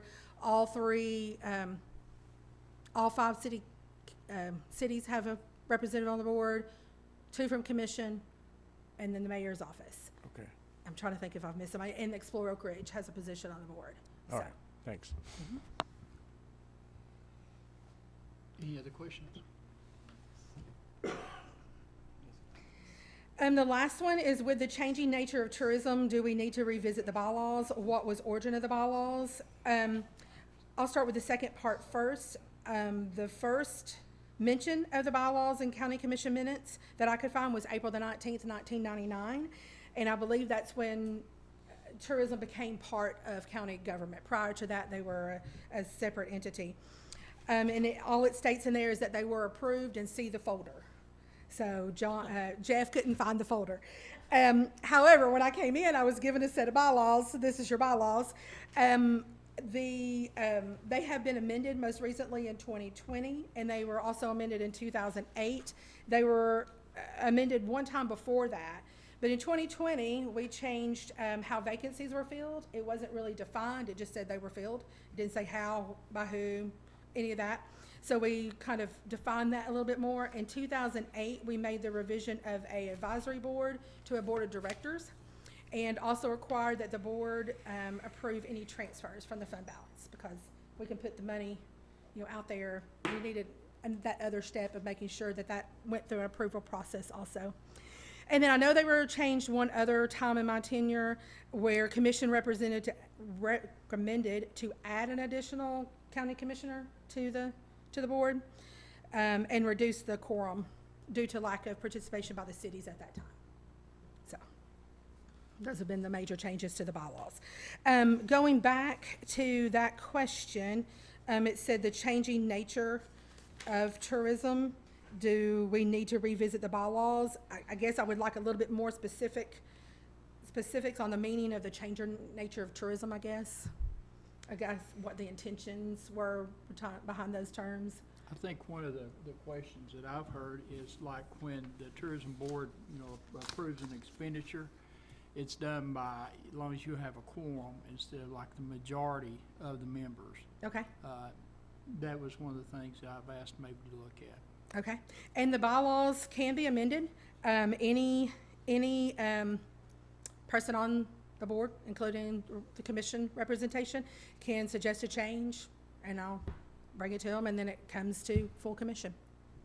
I have one more question, please. Sure. Do your bylaws or rules have an attendance clause if someone misses a certain number of meetings, that kind of thing? I think that there is, yes. It also gives the cities the authority to appoint their representative. I've worked very hard to find representatives that will be able to attend, but also to go back to their cities and report. A lot of times the mayors are not full-time, so they don't want to take on that responsibility. So sometimes it's a city manager. In Clinton's situation, it is their recreation department, which deals with a lot of tourism, functions in the city. So I've worked really hard to try to find, those people that will attend and report back. In Oak Ridge, it's the clerk. She reports back to the mayor and to the city manager. So, and I don't have control. If they miss meetings, I don't have control to go back. Like, for example, I really don't want to throw anybody under the bus, but we have one city that has not been consistent in attending, and I don't have the authority to go back to them and say, I can ask if they appoint someone else, but if that's who they appoint, that's who they appoint. Commissioner Yeager, here it says a member may be removed after the second consecutive absence from a scheduled board meeting. Thank you. That's in the bylaws. Yeah. The 2020 version. Yeah. And when you're finished, I have a question. Okay, just one more then for me. The appointments from, I'll just use Oak Ridge because that's where I'm from. How many other than the Chamber and Explore do you have?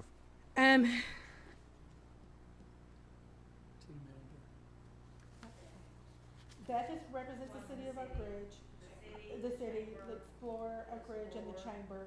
I was thinking if there was one more. Brent from Oliver Springs from Winrock.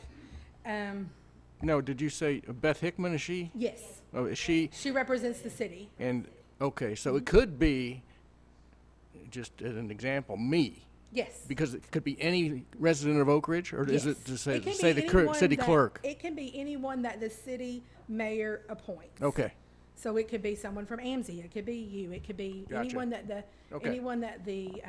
mayor appoints. And again, like I said, I encourage you know, their attendance, but also for them to go back. They're our ambassador to go back to their city and let them know what we're doing. I do send out emails frequently to all the board members because, you know, we meet quarterly, so to sit there and go through everything that I've done, I try to send that out periodically so that they're aware of what we're doing. And I know, like, for example, in the case of Norris, the city mayor there, they're included, they share that with all of their city council members. Commissioner Palmer, then Commissioner Mays. Sure. So just a quick question, you may have said this, but the changes from 2008 to 2020, advisory was dropped and it became a board of directors? Yes. Why was that?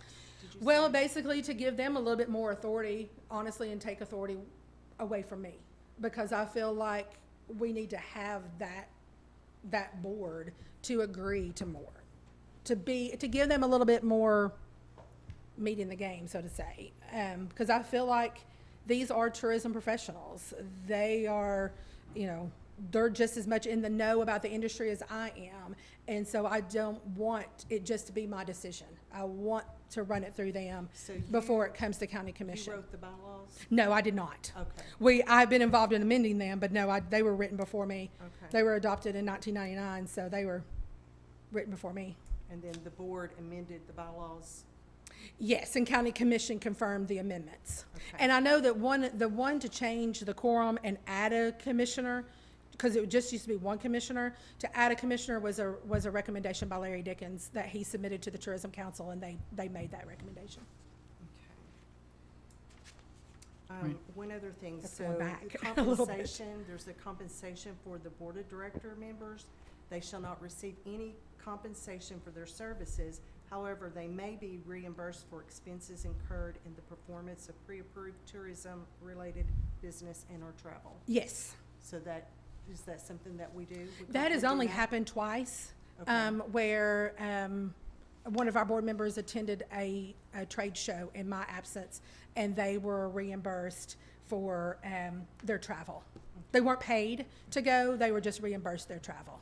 And that, I believe that's similar. I mean, they're committed, they are treated like any other board. If they incur a cost, like for example, if you require someone on, I'm just gonna pull a board out of my head, I don't know, I mean, any of the volunteer board, the conservation board, they're not county employees, but if they're required to do something on behalf of the county, travel to a training, I believe they can be reimbursed for their travel expenses. Okay, and that goes through, does that go through the finance department? Yes. Okay. Yes, everything that we do goes to the finance department. We do not pay out of anything out of our department. Commissioner Mays. Thank you, Mr. Chairman, for allowing me to speak again. Stephanie, are there anything in the bylaws that talk about your location, about does your board have the authority to relocate you, put you somewhere, maintain your current location, or anything like that? Does it address that? The only thing that I think speaks specifically to that is the board of directors and county commission shall delegate to the executive director all authority, responsibility necessary to properly administrate the business of the council within the goals and objectives. I might be reading the wrong thing. Oh, the executive director shall have full charge of the council offices and all the employees. For example, the Tourism Council is responsible for all expenses related to our facility. We pay to mow the grass, we pay the electrical, we pay, all the utilities, supplies, all of those things. If it needs repairs, just like with the funds, with the repairs that it may need for the mold, we're responsible for those. So, Gotcha. So let me ask you, like, in the tourism meeting, I guess last week, what was the exact vote? Was it for I call it the Jim Barna log home? Yeah. That's the only way I know to call it. What was the exact vote on that? Like, what was the purpose of it? Well, the special call meeting that we had prior to that, we talked about the discussion that has happened here in operations, that it seems to be there's still some interest in us relocating. So based on that, I asked the board if they wanted to continue to look for alternative locations, and they said, yes, look. So we went and looked at, I believe, 4 facilities. 2 of them were lease only.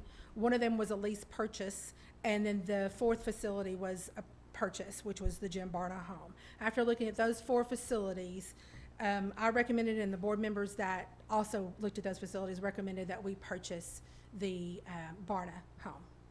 It's $500,000. It would be to purchase it. So I wrote the minutes today. They should be going to county commission.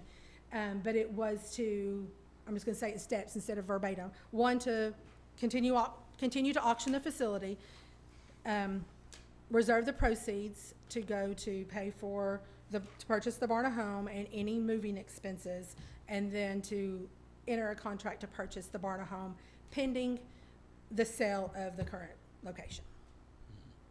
Is there a recommendation to county commission? Okay.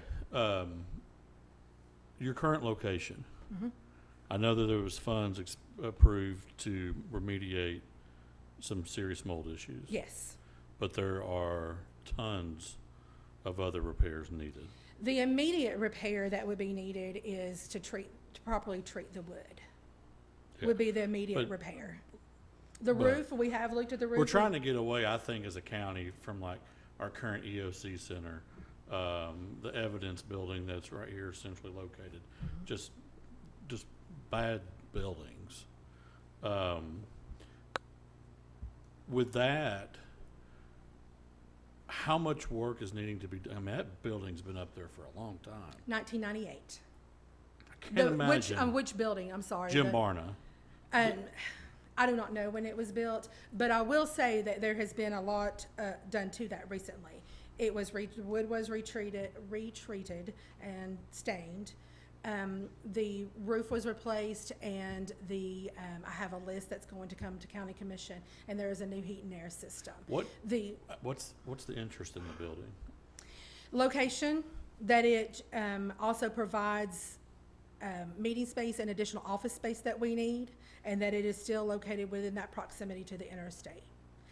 And again, we're going off some of the feedback that I've heard from you all, that still needs to be at the interstate. And I mean, if I can just be quite honest and frank with you, I've heard something different from just about every commissioner that I've talked to. And so I'm trying to get a consensus on what I've heard and present something that that I feel the majority would be, applicable to. Personally, and the Tourism Council, when I polled them, are they okay with where we are? Yes, and so am I. But like to your point, there are some things that need to be done.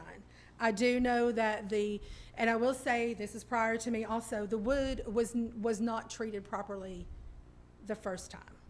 So that's just compounded the issue. So it will need to be stripped down and restained. If you go and look at the Barna building, that process has been done, and it looks great. If you look at they have replaced all the decking, they have replaced all the railing, and they have waterproofed the basement, which were some of the issues before. So all of that work has been done. Yeah, I believe you. I didn't serve on commission with 205 Main, but I still have some type of PTSD from it, from knocking on doors. Absolutely. And I mean, there will be an inspection. There will be, all of those things up in front of it. And again, I feel like, I guess I'm want to state this I don't want to come off as offensive. I really don't, because I'm not offended and I don't want you all to be offended. But just from hearing some of the conversation here and talking with the commissioners, I feel that some commissioners want us to go to another location. And I could advocate for the same thing, that property could probably be used for a better purpose. But in exchange, we would like to have a facility that would be pleasing to the public, because we would still need to have public in our facility that would be accessible to the tourists that are still coming into the area, and that would accommodate other functions too. We need additional office space. We need additional meeting space. So to me, this building checks those boxes because of the proximity. And again, 6 months from now, something else might come available.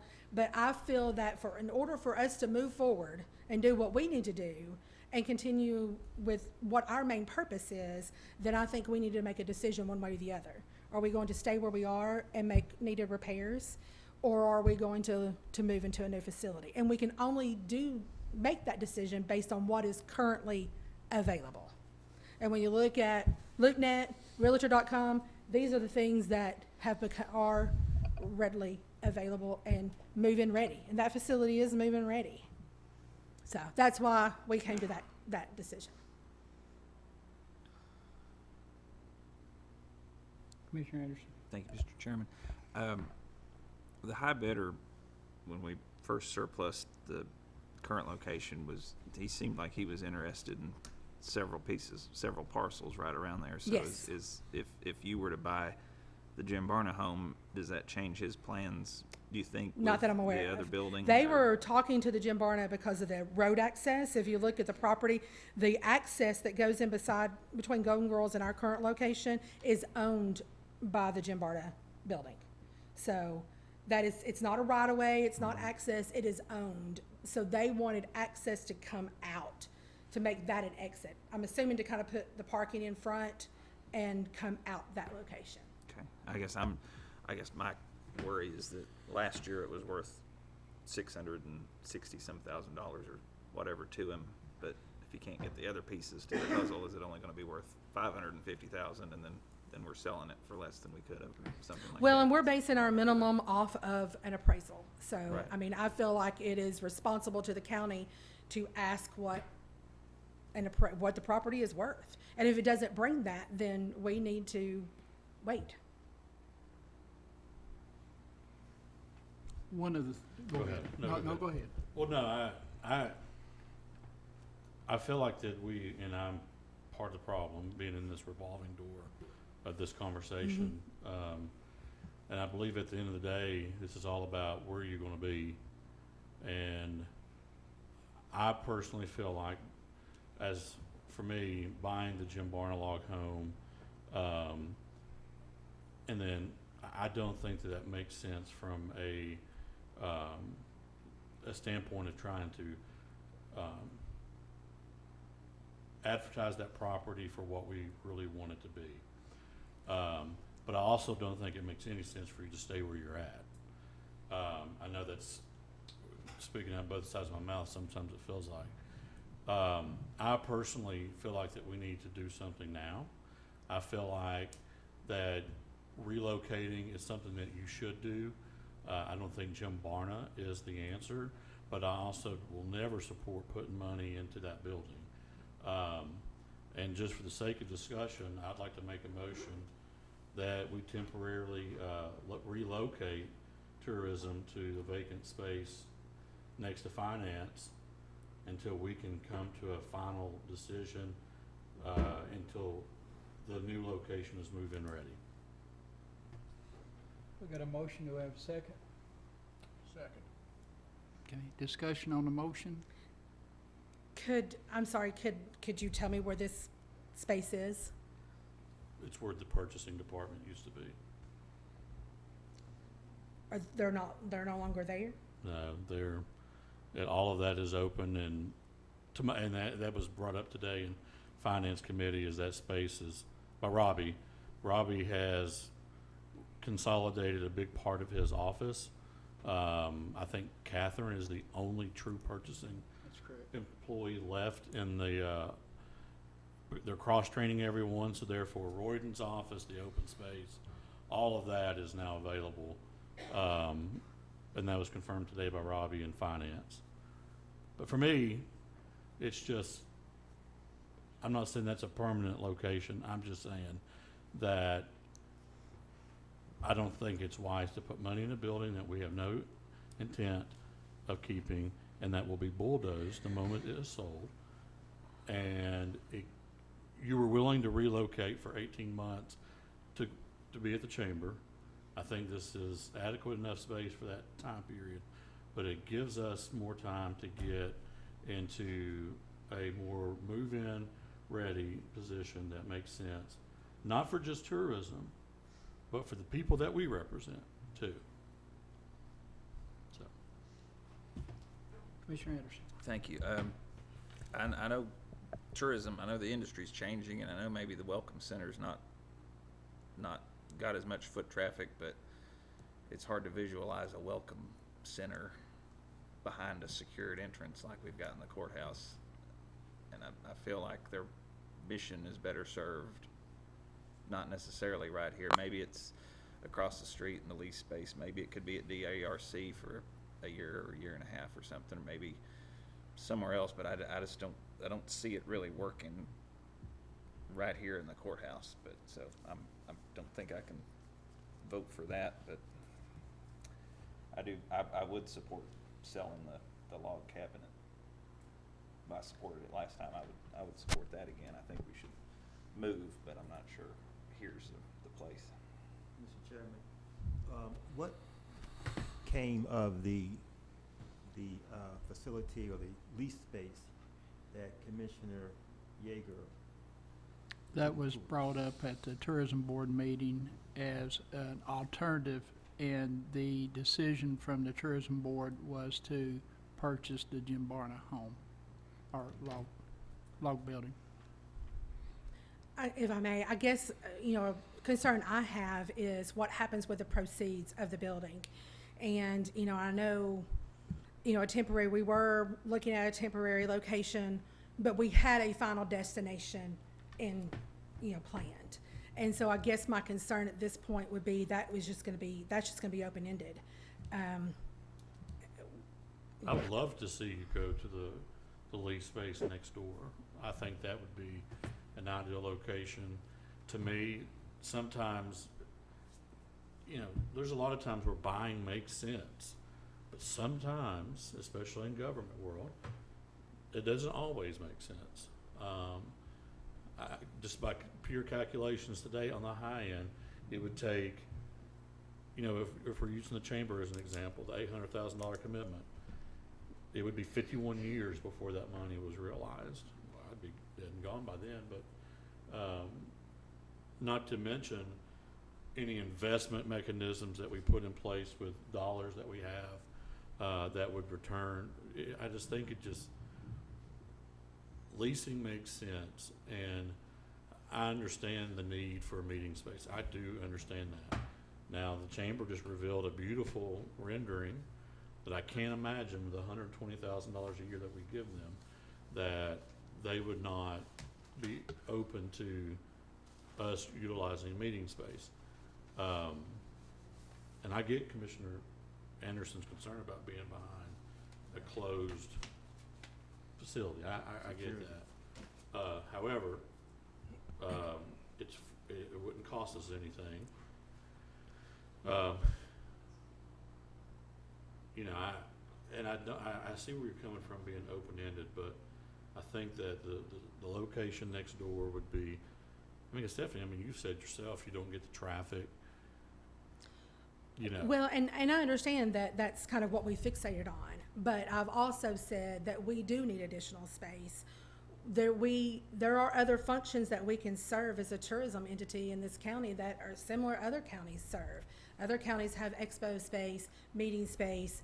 Those are other services that we can provide Anderson County, the same argument could be made for, the EOC or as far as leasing space. But I know, at the budget committee, Nathan stood here and said, we've tried to use other space, but we've always, I'm not quoting him specifically, but we get kicked out, or we get, other activities get chosen over us when we've already had confirmation that we could use that space. So same thing with, when you own a facility, you have the power, you have control. When you lease it from somebody else, you're at their mercy to make repairs or fix any problems that you may have. And I still feel like purchasing property is an investment. At the end of those 30 years, we have something to sell. We've been in that building since 1998. We have something to sell that has gained in value. If you lease, you don't have that. And I guess, again, my concern is, if we do auction this building, where do those proceeds go? I don't have the answer for that. I would like for that to be incorporated into any action that you take, because it is tourism funds. My understanding, and you have a different understanding, so we're still gonna have to come up with this, is tourism would get their money back, which is a couple $100,000, and the rest would go to the general fund. That is one discussion that's out That's there. right. I don't think that there's been an official opinion. That's But exactly again, right. I mean, that is one of the discussions that's out there. It'd be hard to put that into the motion without that final opinion. Mr. Chairman, I agree with Commissioner Anderson. I don't think tourism needs to be behind the security perimeter. I Well- mean, nothing's going to happen there. I mean, that's just, I can't support that. They have to go somewhere, but not behind a security perimeter. That's just not the place for tourism to be. It should be in a place where people have access to the facility. Well, I would just, I mean, it affords them the same security that it does Jeff Cole's office, which I can promise you sees more public interaction than any office we have in Anderson County combined.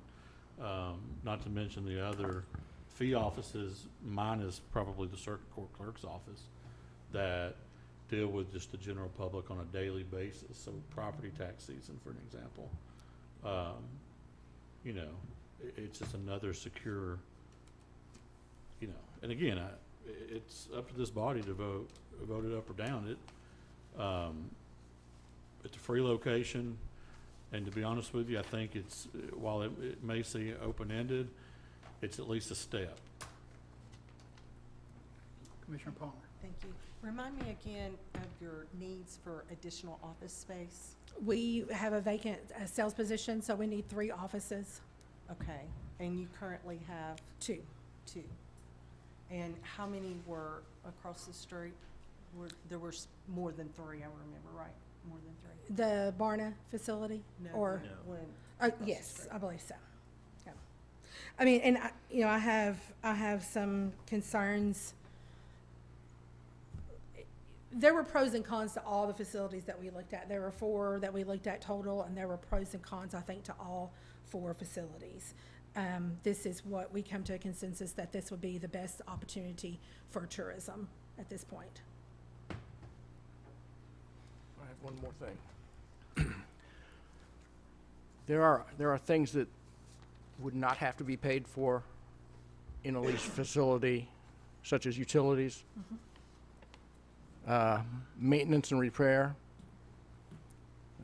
like that 10,000. I know you had 200,000 in capital or capital improvements or something like that. And that was also to be combined to purchase a I new know, facility. I know. So, And then your internet service would not have a cost to it. So that's $8,200 in last year's expenses that I see that you would not incur anymore, which is about a third of the annual cost of that next door.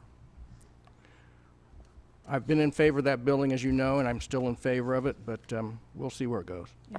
Well, and I guess that my only drawback for that facility is what I heard from some other commissioners as well and from the board is parking.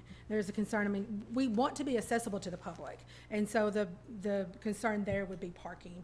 But again, like I said, all the facilities that we looked at, we chose to look at them because I felt like they would fit the parameters of what we were looking for. Some of them have pros and some of them have cons.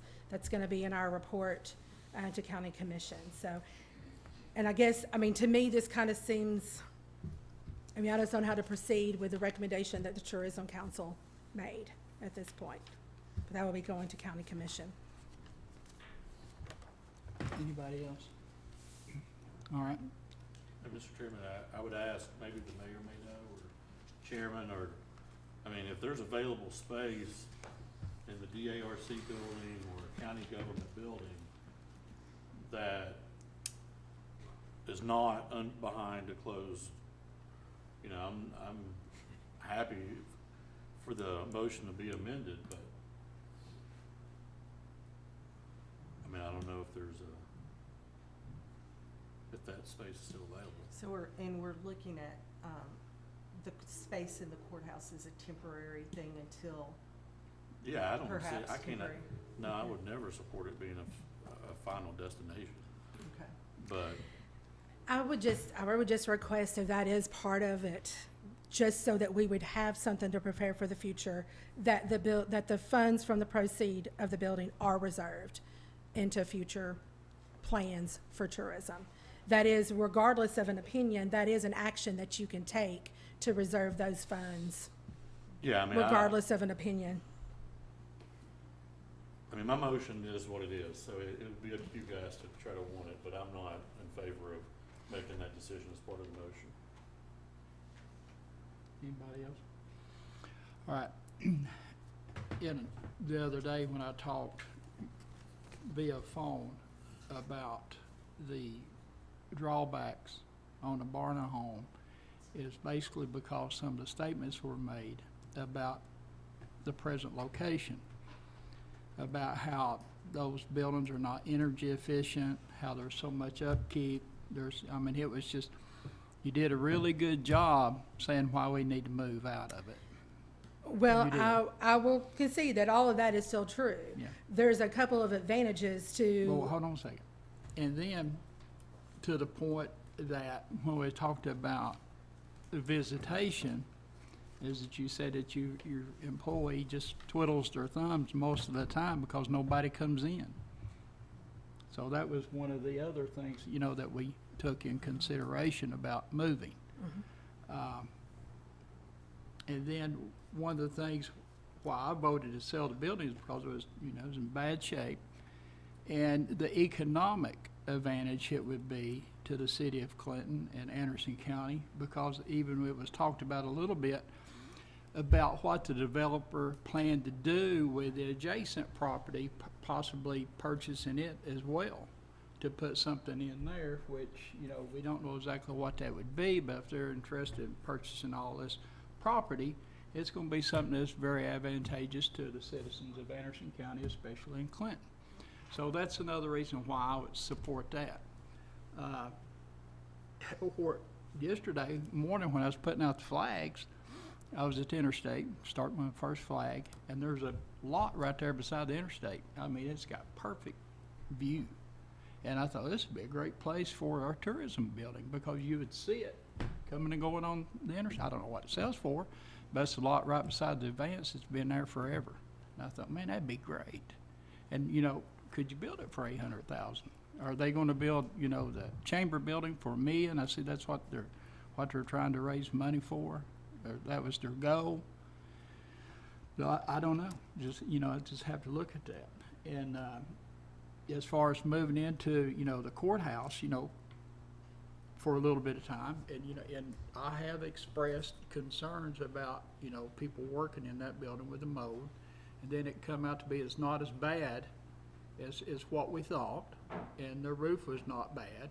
So, you know, those are some of the things that we looked at. And as far as not being able to access the tourism board if it's in the courthouse for a short time, how many people do you have coming in now? Not that many. We hold several different meetings in my office. So, I mean, we do have Well, that's other public, you That's know, true. event planners, you know, other things like that we meet with at our office, at our facility. But I would like to see, you know, a couple, you know, some plans going forward, you know, if the vote was to sell. I think there's probably the support there maybe to sell that property and where you're going to go.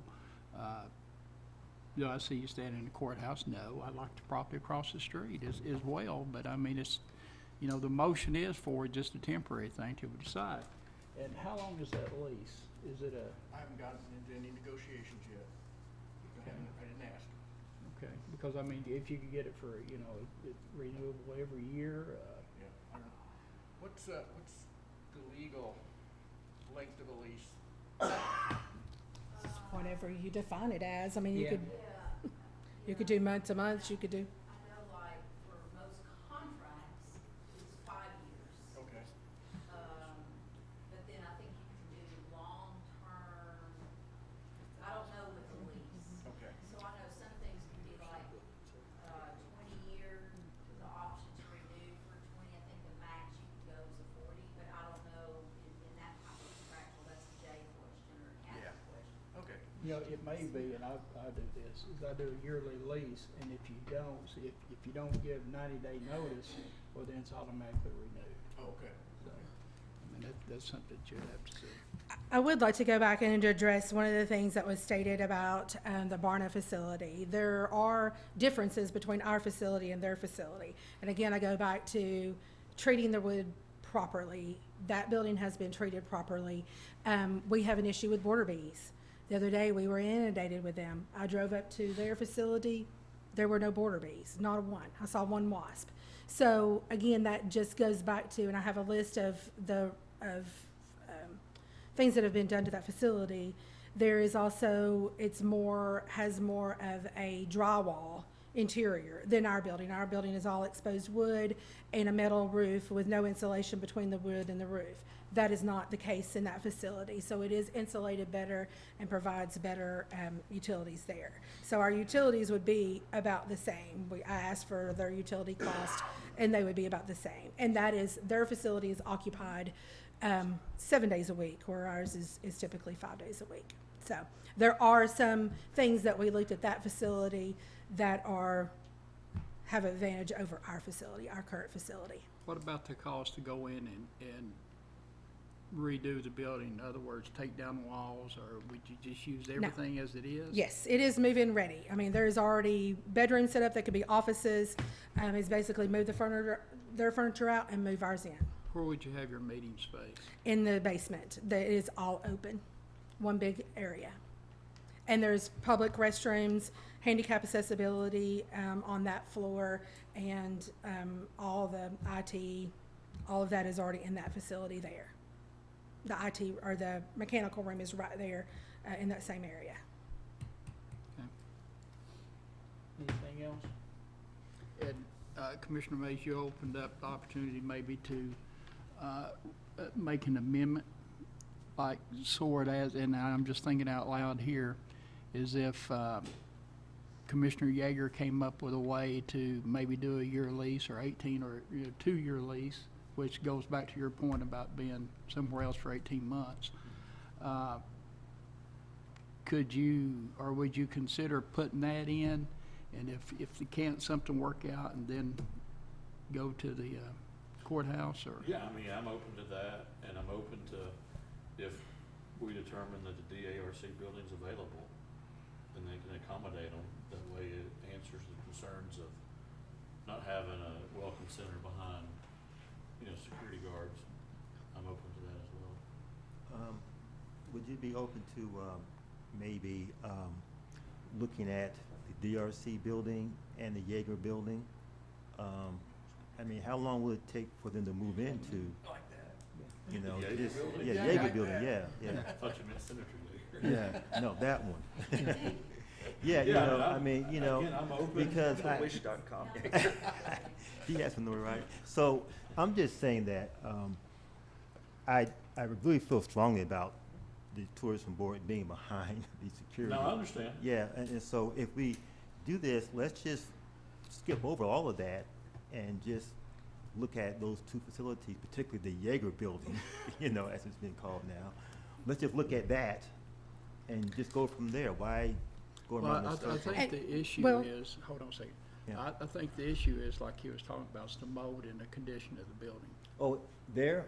where they're at presently. Well, they can move over there to the Yeager building rather They quickly, could. couldn't they? Yeah, okay. But it's gonna take time. I'm sorry. I like it. To work that out. Well, would you be open to there are other properties that we've looked at that I feel that might be a little bit more advantageous to what we're looking for? I strongly feel that I would like for it to be somewhere that's free until, like you asked for a consensus. Well, I don't know when we're gonna get that, just to be frank. I agree completely. As you can see. Yes. Again, the purchasing office is something that just came to mind. We ask, I mean, you would be badged just like anyone else would. And I'm sure if you talk to the sheriff's department, I don't know how courtroom security would even view board members that come in to the building. sort of similar to what they've done for the members of the Bar Association, that walk in and badge themselves in. Again, I know that's not something that we would want, you want, but, I still want it on the table is if the DARC building is not available. Again, I mean, for me, the compromise would be, is that we authorize the negotiations of the building next door. The Jaeger Yeah, building? yeah, the Jaeger building, yeah. The Jaeger building, but I just don't think that your board's gonna go with that. And I don't think that you want that. to be Well, honest. we have other lease property that we looked at that would be available. Even that building over there is not gonna be free. So outside the courthouse or DARC, then there will be a lease commitment. There is a piece of property that we looked at that is cheaper than the facility across the street. And that one is the Tenova site, or? No, that is, here in Clinton. What is it?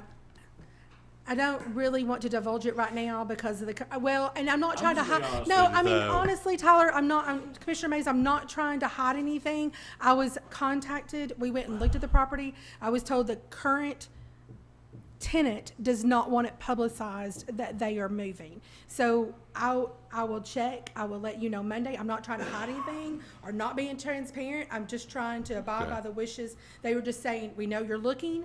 We'd like for you to come look at it because we know it's going to be available, but we don't want, the current tenant does not want to disclose that information at this time. But it will be available Do in the they have a next time 30 frame on it? days. In the next 30 30 days. days. Yes. Well, whatever motion is made here, still gotta go to full commission. Yeah, I mean, I Then. mean,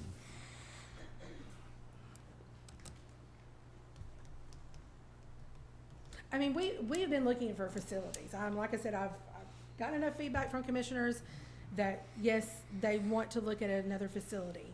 And we have been considering all of our options, so. It's been even suggested that we work from home temporarily. So if we use the facility for storage at DARC, and if we have to work from home or work from a remote location, we could consider that also. Well, if you work from home, how you gonna have your meetings? Like we do now, that'll have to be in a remote location. And we can still use Rowan 18A. We can use public facilities until we can come up with a permanent solution. I have a parliamentarian question. This purchasing had deferred the surplus sale, like rescinding the motion to put it into surplus. It was deferred to the June meeting. June. Yes. Does this body have any ability to take that up and put that back? I mean, or do we? It is sitting in surplus status. so Right. it's I just don't want to available overstep auction. purchasing. It would just be an opinion. I would say, since it's in surplus, we could sell it. What do you think, Mayor? Well, I don't know, you still have it in the purchasing committee. I mean, Have It- that motion sitting as It- Right. It, defer to June purchasing. So I would assume you can, from the parliament, you're better at that than I am, as a parliamentarian. But I would assume from the purchasing committee, you can take it back up. yeah, I think when we looked at this before we did deferment, is it's still for sale, right, okay? The deferment to change it was put to June. yes. So the way I understand it, it still can be sold. That's the way I'm thinking of it too. Yeah. I agree with you.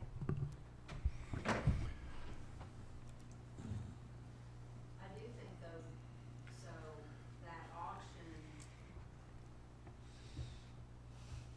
I guess from JD's auction, consider that closed. So you still have it in state surplus, but to sell it, you'll have to go back to the auction process and set your minimum price, do all that. Right. Does this body have the ability to do that, or should it come from the purchasing? The full commission does. Well, I know that. I just don't want to do anything that's out of Well, procedure. you've got all commissioners that's on the purchasing. all but one. So, with those meeting at full commission, could, you know, make that, I believe, can make that decision. Like it's always been said, Commissioner McCammy's always said, 9 votes, you can sell the courthouse. So the board has recommended to sell the building and to purchase the Jim Barton home. Yes. I agree with half of that.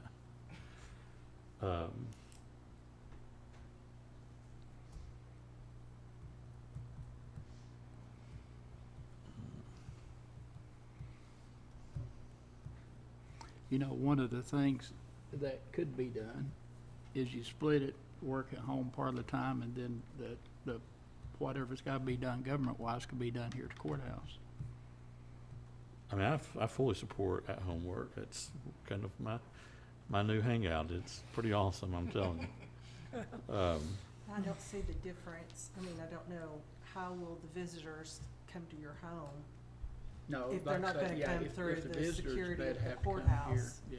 It's Well, I still- mean, we're not gonna open it up to the general public. It would be someone coming to meet with me or someone else on our staff, and we would have to do that externally anyway. And there's meeting space here in the courthouse. Yes. So if you were located here in the courthouse temporarily, you could still have visitors, you could still have your meetings Yes. in 118A And until, you know,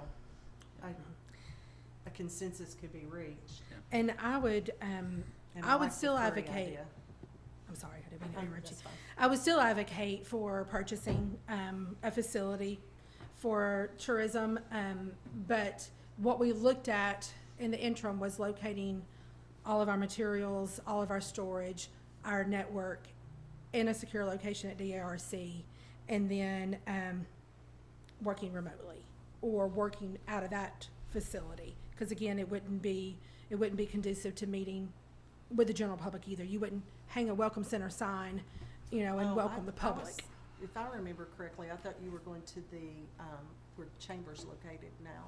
No, we were looking at the DARC building in Oak Ridge Yeah, for a for- temporary For location. part of, okay, and then part of your That operations answers the question. was at where the chamber was located.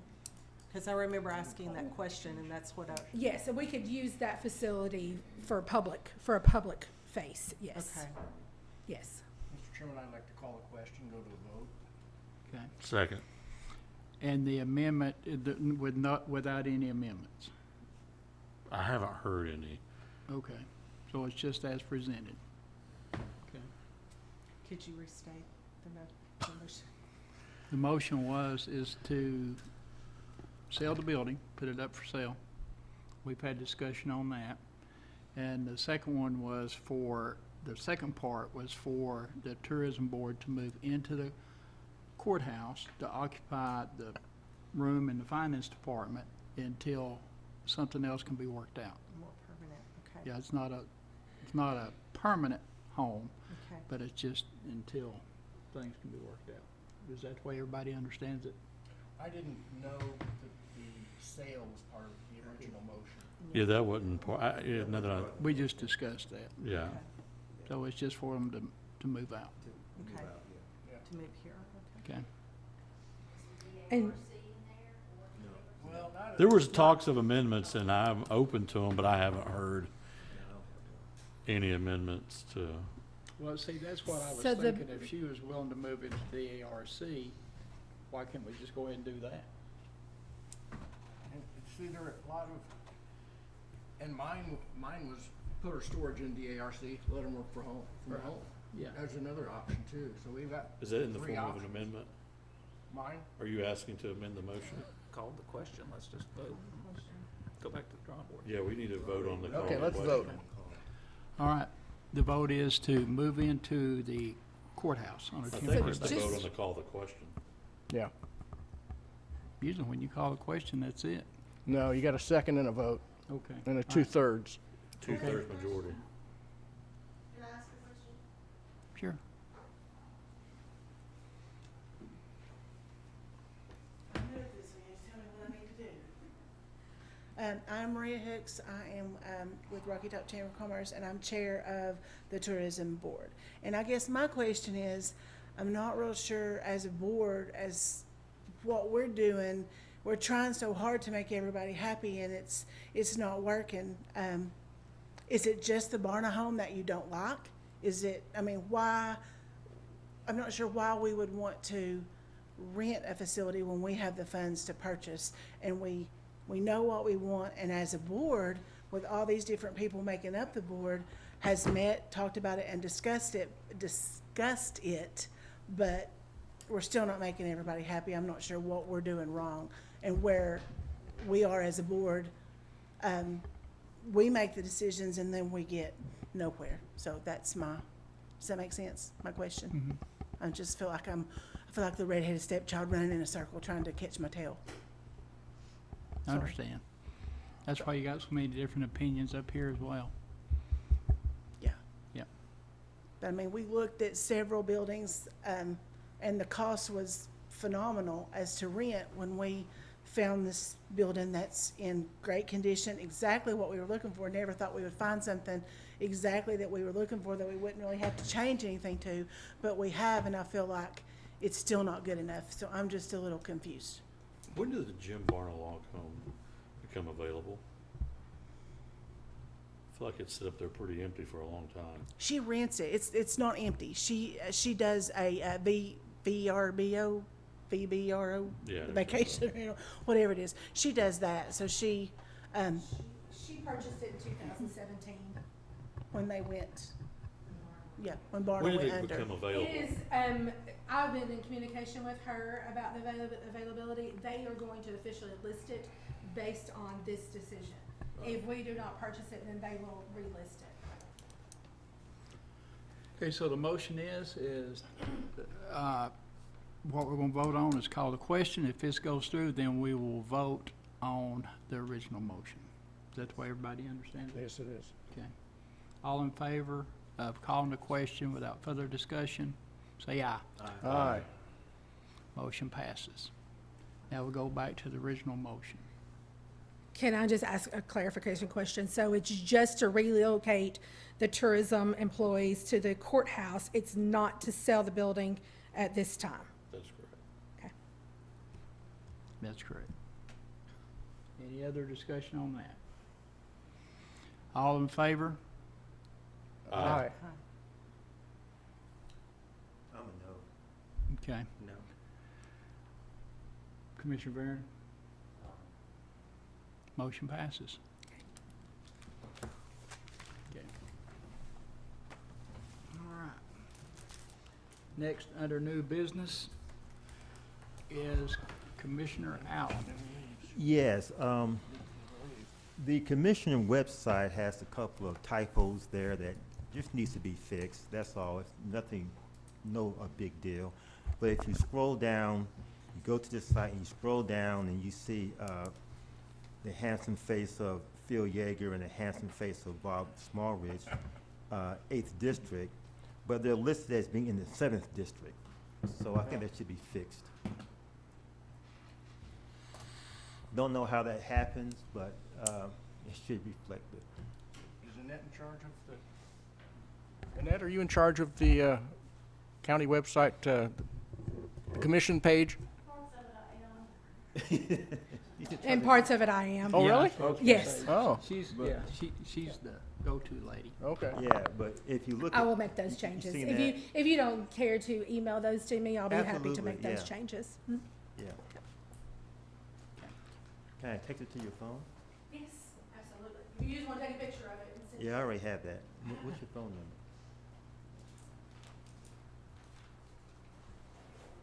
Phone number? Oh, thank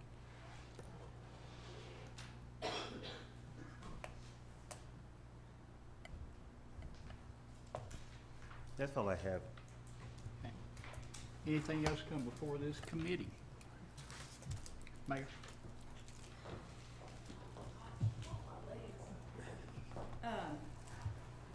Just real quickly, just listening to your discussion, I will get with Roger and also look at the DARC space so that for your full commission, you at least have some more information at your fingertips. And then I did want to just, after listening to discussion, just kind of let you all know, first of all, as commissioners, the authority lies with you. So this is not a board that is established by state law. It was created by resolution, by authorizing resolution of this body.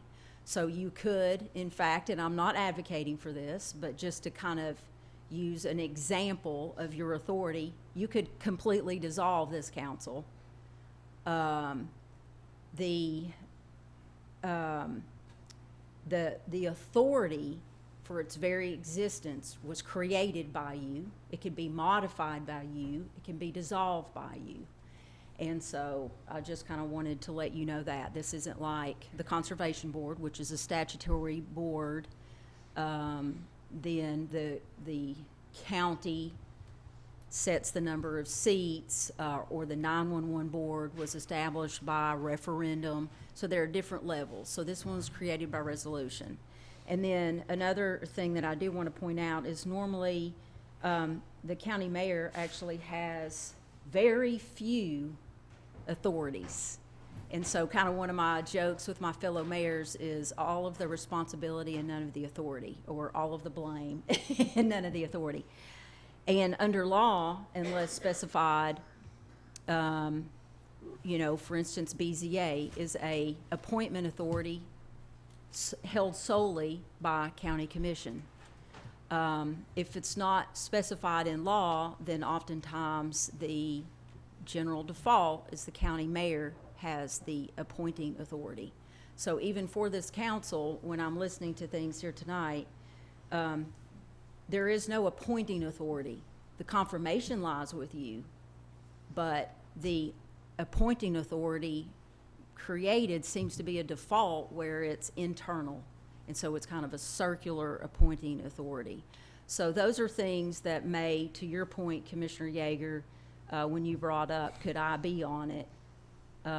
You all could clarify that in the resolution, or you could ask Jay for a legal opinion. Is that something that defaults to the mayor, for instance? I don't know. But I'm just kind of letting you all know that. And then also your authority as county commission is, you could put the mayor across the street, you could put me under the garage.